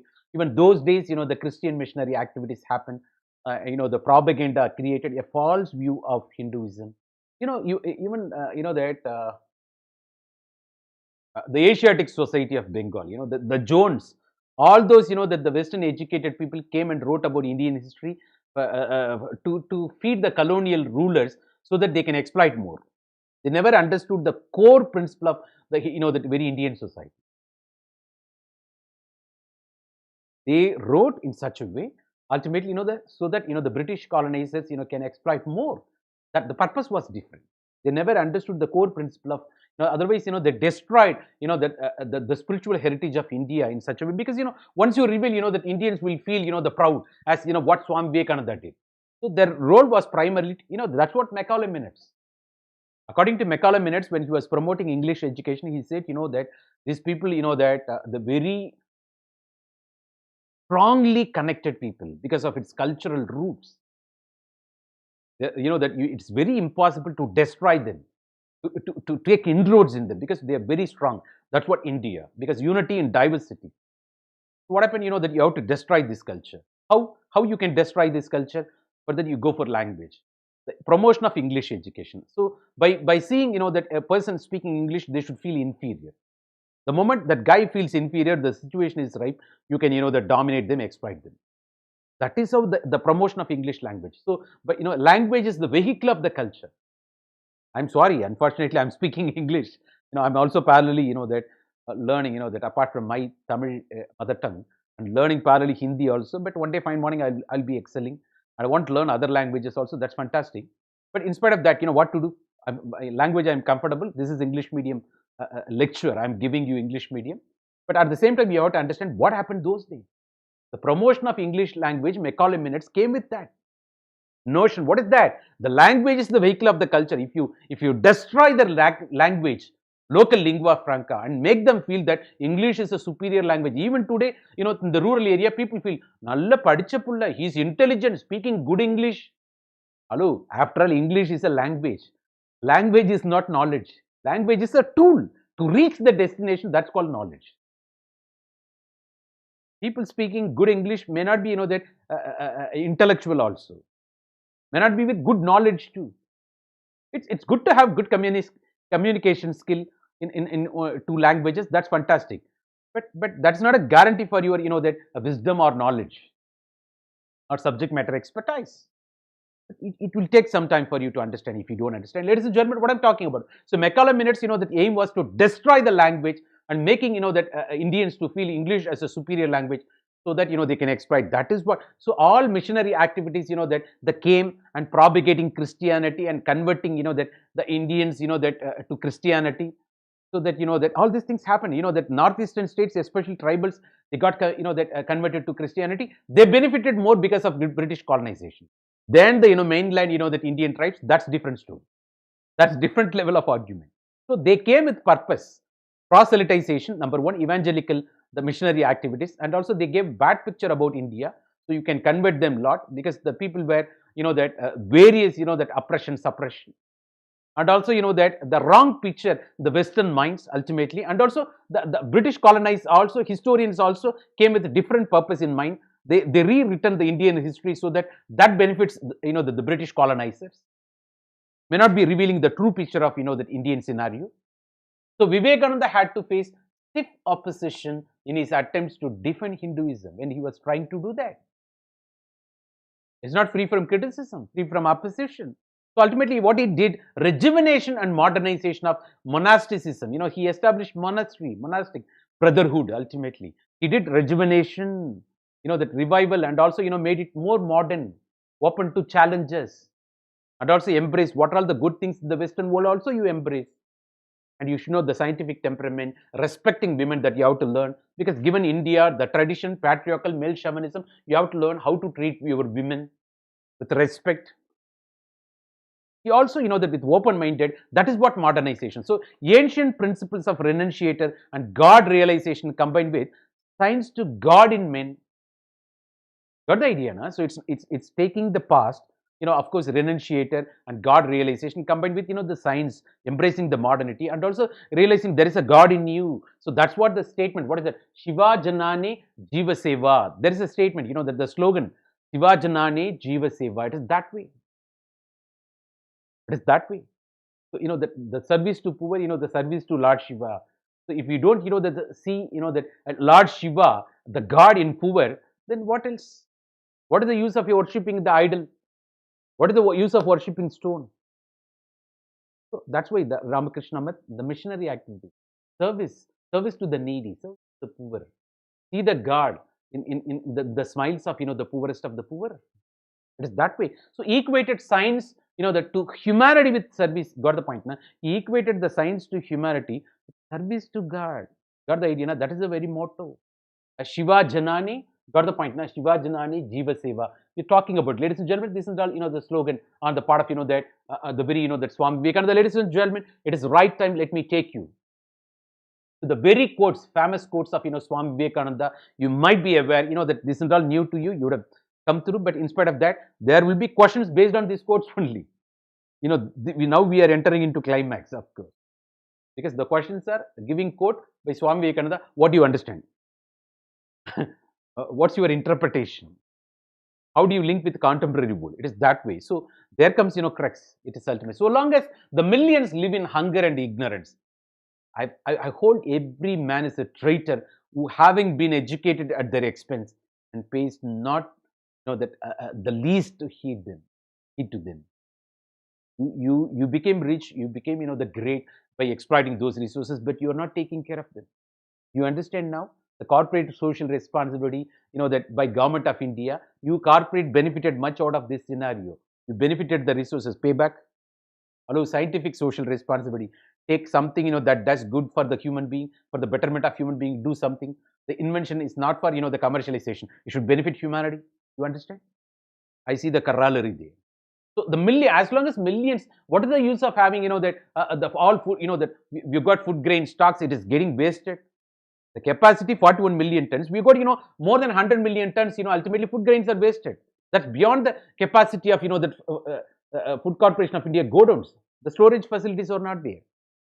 All corporates, you come, do that, take part. You clear your blame under CSR. You do. So that what happened, right? Ultimately CSR, the scientific social responsibility I'm talking about. With more power comes more responsibility. So that why? Because we are afraid of this, global hunger index. We are below, the Bangladesh. That's a poor picture. We have to work more. That talks about what is the use, and those who are not doing, they are called traitor. If you don't take care of the needy people, because you have become great and rich, resourceful, but we are not taking care. It is your payback time. Otherwise, you are called traitor. You've grown that extent at the expense of these people. You have to pay back. It is that way. If you don't pay back, you are drogi. It's otherwise called traitor. We are talking about. It is that way, ladies and gentlemen. We hear in our lifetime also somewhere how long you can. That's different scenario. At the same time, it is not making people parasites, complacent. At the other side also, people should work. It's not waiting for everything from the government. When they will give, what they will give. Not specializing in getting. And they should also, that be ready to contribute over the days. That way we are talking about, ladies and gentlemen. That's fantastic quote. It's that way, that as I said, whatever you think that you will be, if you think you are weak, weak you will be. If you think you are strong, strong will be. Swami Vivekananda. Strength is life, weakness is death. That is what according to Swami Vivekananda. As long as you become, that as you think.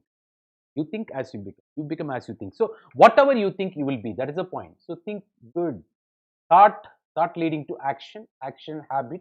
Habit becomes, your character. Character becomes your part of person. The வெள்ளத்தனையது மலர் நீட்டம் மாந்தர்தம் உள்ளத்தனையது உயர்வு. That is according to Tirukkural. எண்ணம் போல் வாழ்வு. Your thought decides. Your attitude decides your altitude. Your character goes, everything goes. It is that way. So, what do you think? The thought process. Troubleshooting a thought process. Think big, aim high. Small aims crime. Even Dr. Kalam says, if you think yourself weak, you are weak. If you think yourself strong, you are strong. Even preparing for civil service examination is all about mindset. To set that, you in that proper mindset, all these, rituals, preparation, that thing, this thing, test, solving, feedback, everything. To keep you in that right mindset.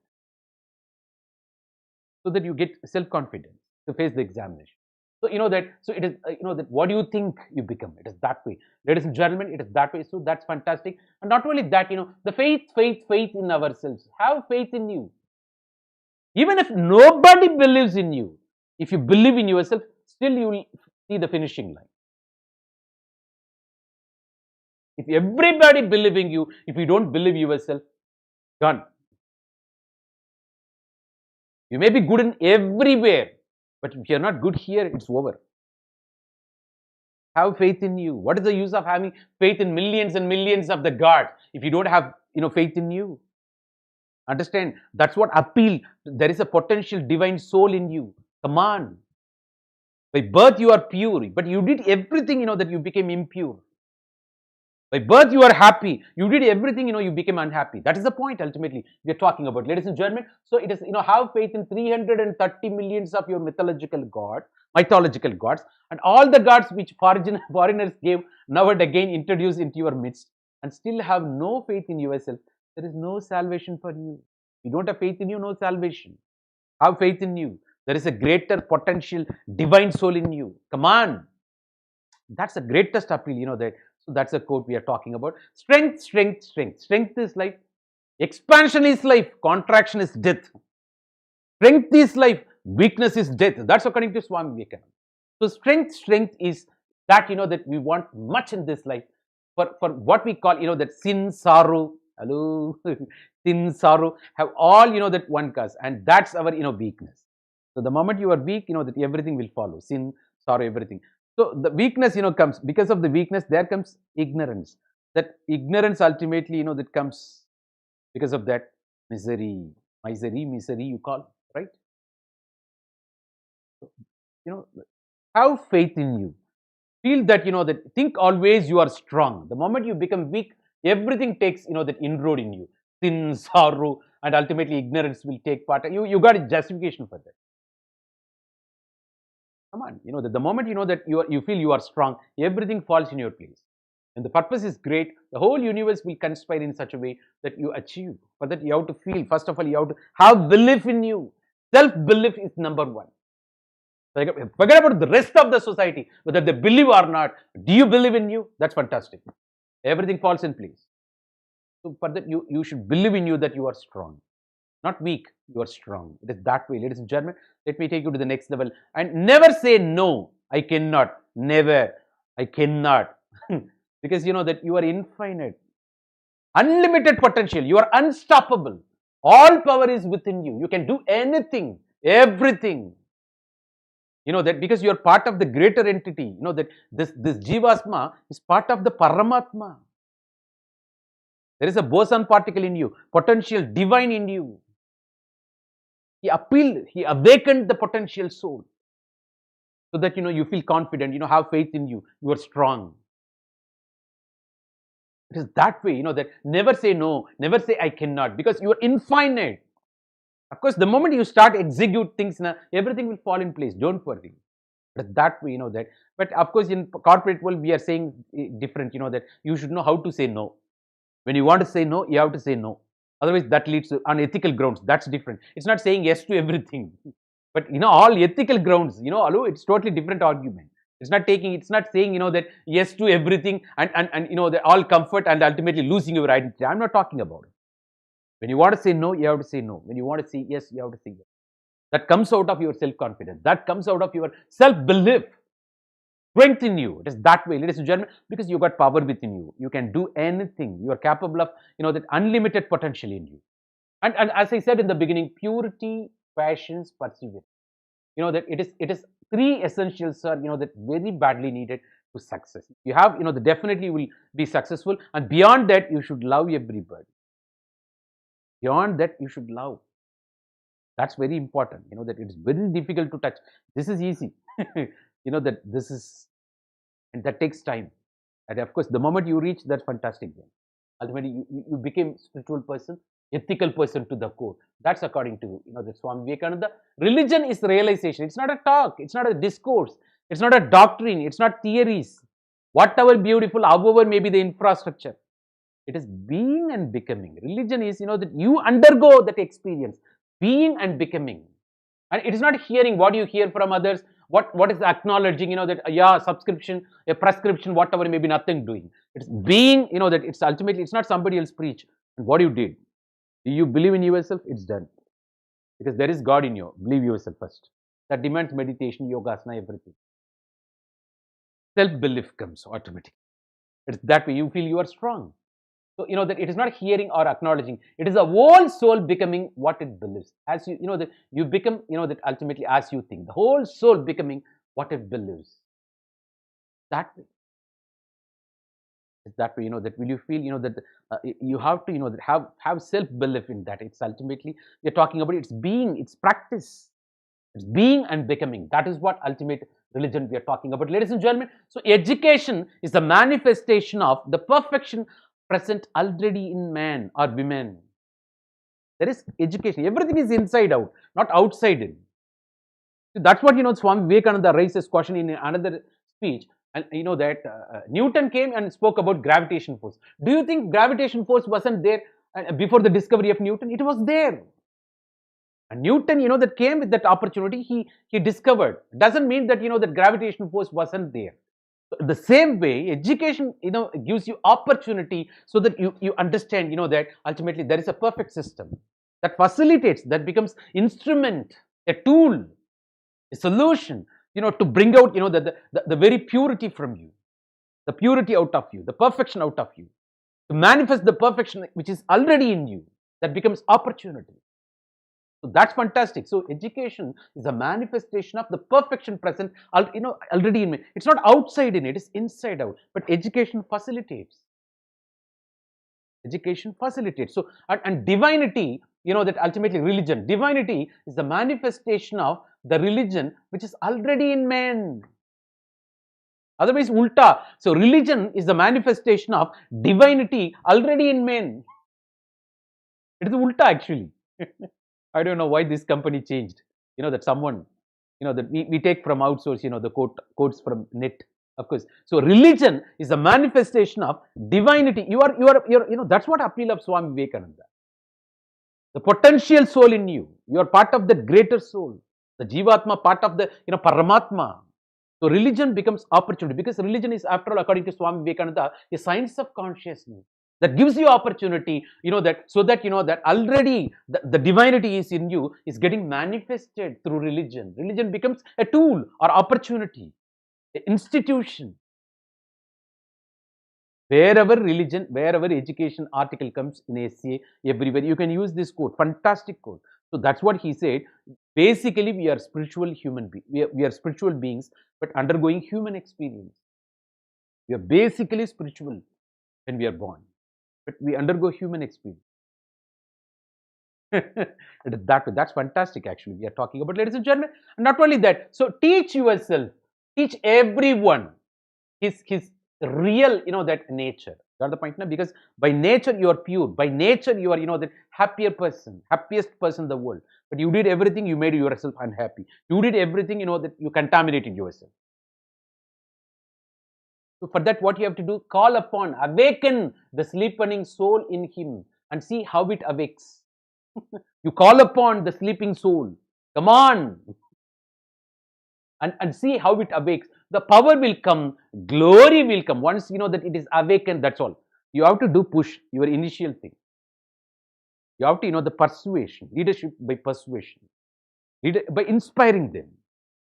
You have to initiate them, that's all. After that, they will bring laurels.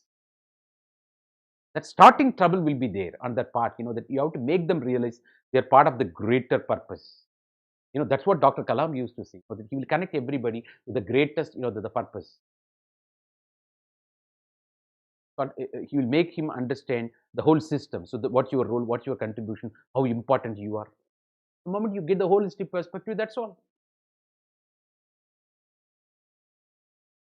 Attitude totally changes. So then what happens? You feel powerful. The glory will come. The goodness will come. The purity will come. There is a saying, Abhirami Andadi, Dhanandarum, Kalvigarum, Urnalam, Talarvariya, Manandarum, Deva Vadivam Tarum, Angel Vanjamilla, Yanam Tarum, Nallana Yellam Tarum, Anbavar Yenberke, Kanandarum Pungulal, Abhirami Kadaikangali. So there is, that devotional song like that, Abhirami Andadi. It looks almost like that. You'll get everything. The moment that the sleeping soul is awakened, there is Aladdin's, that the wonderful lamp here. Come on, wake it up. Everything will come to you. But if you don't realize that, you will be subservient to someone. That if you don't work for your ambition, there are guys waiting there outside so that you work for their own ambition. Oh my God. If you don't, that awaken your sleeping soul, and you will be subordinate to those awakened soul. That's all will happen. You don't understand what is the purity here, what is the divinity here. So the goodness will come, purity will come, and everything that is excellent will come when the sleeping soul is aroused, that to the self-conscious act. Because the religion is all about science of conscious. That it's inner voice. The ethics I told you, don't silence your inner voice. Otherwise, crisis of conscience. Listen to your heart. What it இங்க என்ன சொல்லுது? Jersey, Jerseyன்னு சொல்லுதா? The cinema dialogue. What it says? All is well. You are strong. Have self-belief. Strength is life. Weakness is death. Come on. Even if nobody believes in you, if you believe yourself, still you will see the finishing. Don't worry. That is what self-belief is very, very important. So you arouse that, that self-conscious activity, by awakening your soul, everything will come. That's fantastic. They alone who live for others. It is parobhagar, altruism, selfless service, the ethics in social service, that ethics in social relation, SIOA-OHL, we spoke, Nolan Committee recommendations. SIOA-OHL, that first one, selfless service. They alone who live for others. And the purpose is great, which is going to benefit the humanity, or taking this, the whole planet of the earth, whole solar system, whole humanity, whole, the species to the next level, you won't find problem in achieving this. Because purpose is great. You won't be a problem. When you try to be part of the solution for the humanity, you can't be a problem. Your career growth never becomes a problem, because you are part of the solution. The people run after their own career growth, they never win life. But winning life doesn't mean that only material accumulation, later entering into Tihar. All ministers, 30 ministers, come on, Tihar, if this, aligned stock is not working out, these guys will be entering into either change of government, they'll be entering into Tihar, that let them, I think they would have done all those things, but they can't also escape from. You're going to see all those dramas. So, what is the point? It's not for personal amazing of wealth. It benefits humanity. Parallel. Otherwise, you can't be happy. So, they alone will live for others. You can fool some people sometime, all people sometime, some people all the time, not all the people all the time. Abraham Lincoln. There is no justice in the relationship. Relationship will not be long lasting. It's that way. So it is not living for us selfish service. It's not selfish motto. Selfless service. Got the point, na? So they alone will live for others. The rest are more, you can say, sir, I did not participate in community, gated community service, that way I'm not joining political party, that thing, this thing, sir, what to do? You pay taxes regularly. That's fantastic. Do you respect, that women? That's fantastic. Do you respect constitution? Do you never indulge in corruption? That's fantastic. That's also service in today's world. So that it's not doing that participating everywhere and wherever possible, indulging in corruption and that nepotism, favoritism, and trying to benefit and projecting as if you're social worker. I don't subscribe this theory. People never come and participate somewhere without that for their own personal benefits. Very rare, very rare. Then adichama kurangaiya nakkuvan. Very rare, rarest of rare, but they are very humble and great people. So rest are more dead. They are all mobile dead. It will take that 30 years or 40 years for them to get buried. That's all. Otherwise, they are dead bodies. They're mobile dead bodies. That's what there is a saying. It takes the 25 to 30 years to bury a person. What is the meaning? The moment they indulge in unethical activities, they are dead. They are no more. It takes 20 years, 30 years to bury them. That's all. To burn them. To electrocute them. That's all. We're talking about, ladies and gentlemen. So the day when you indulge in all those unethicalities, adharma, you are done. You're no more. You're gone. The peace is gone. Okay. This is the gist of all worship. To be pure and to do good to others. He who sees Shiva in the poor. That. So that's what we spoke. That if you see the Lord Shiva, by serving the poor, that's all. You need not go to the temple. You need not go to do that ritual ceremonies. After all, rituals and ceremonies, a guy who is standing next to a statue, speaking phone. வந்துட்டேன் அப்படியே அதை கொடுத்துரு கிளாமர்தம் சஜீவனம். I see a lot of things, that if you're not pious doing there, come on, don't stand there. It's making mockery of the whole show. God has given you opportunity to stand next to that Almighty God. Don't use to that, use that for your survival. You can survive anywhere. That's the greatest opportunity if you have faith in that. So, we don't want this all rituals and ceremonies. The moment you serve the poorest of the poor, you see Shiva. This is the ultimate good. I'm not saying Swami Vivekananda says. The moment you realize you won't indulge in all those rituals and ceremonies created with purpose, ultimately people forgot the purpose. The umbilical cord is cut. Now they are mere rituals and ceremonies, not knowing the purpose, only for their own survival. Huh? You hate, na? So that's why that a lot of things in the outside you are talking about. So the weak and in the disease really worships, that. So by serving the poor, you see Shiva. That you need not, that enter into all those ritual ceremonies by idol. Of course, idol, but that they all created so that you get some understanding, shape, the purpose. But you have to understand the purpose. If you don't understand the purpose, they got reduced mere rituals and ceremonies. So, and if he sees Shiva only in the image, his worship is but preliminary. It's first stage. It's not ultimate.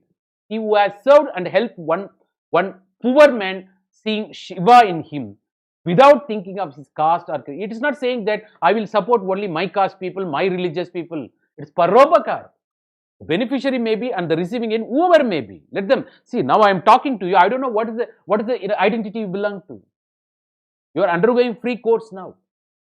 Part of Unacademy. You have to thank Unacademy. And they are compensating us. That's different. But you are getting the benefits out of Unacademy. They are not bothered about you should be this caste, this religion. No, nothing doing. It is also parobakar. It's done through institution. It's almost what Vivekananda said. It's preach. The preach is practiced now. That's all. That you become greatest officer. You be thankful in whatever way you can help others. You try in your own way. That's what we can say. So So with him, Shiva is more pleased than the man who sees him only in temples. That you got variety of devotional stories. More than rituals and ceremonies, that the God will, that more vulnerable people, needy people should be helped. You see, by helping them, you see God in them. That's all. For them, you are God. There is a God in you. Come on, make them, make them realize that you are God. You help them. That's all. You don't expect anything. That's what parobakar, nishkama karma, the essence of Bhagavad Gita. It is renunciation. It's not a renunciation of duty, renunciation in duty. It's not focusing on outcome, focusing on that what you do. Of course, that fits with karma theory too, parallel. We're talking about, ladies and gentlemen, that's fantastic.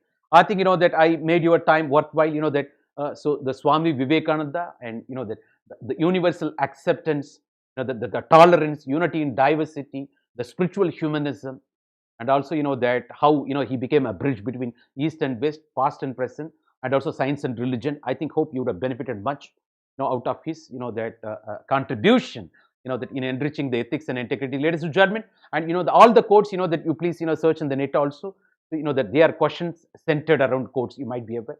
So please, go through all those basic stuffs, lexicon or Subbarao basic stuffs, and even Ramesh Arora, that the public service ethics and the public administration. And second, ARC is very important. Apart from that, contributions from philosophers, thinkers all around the world.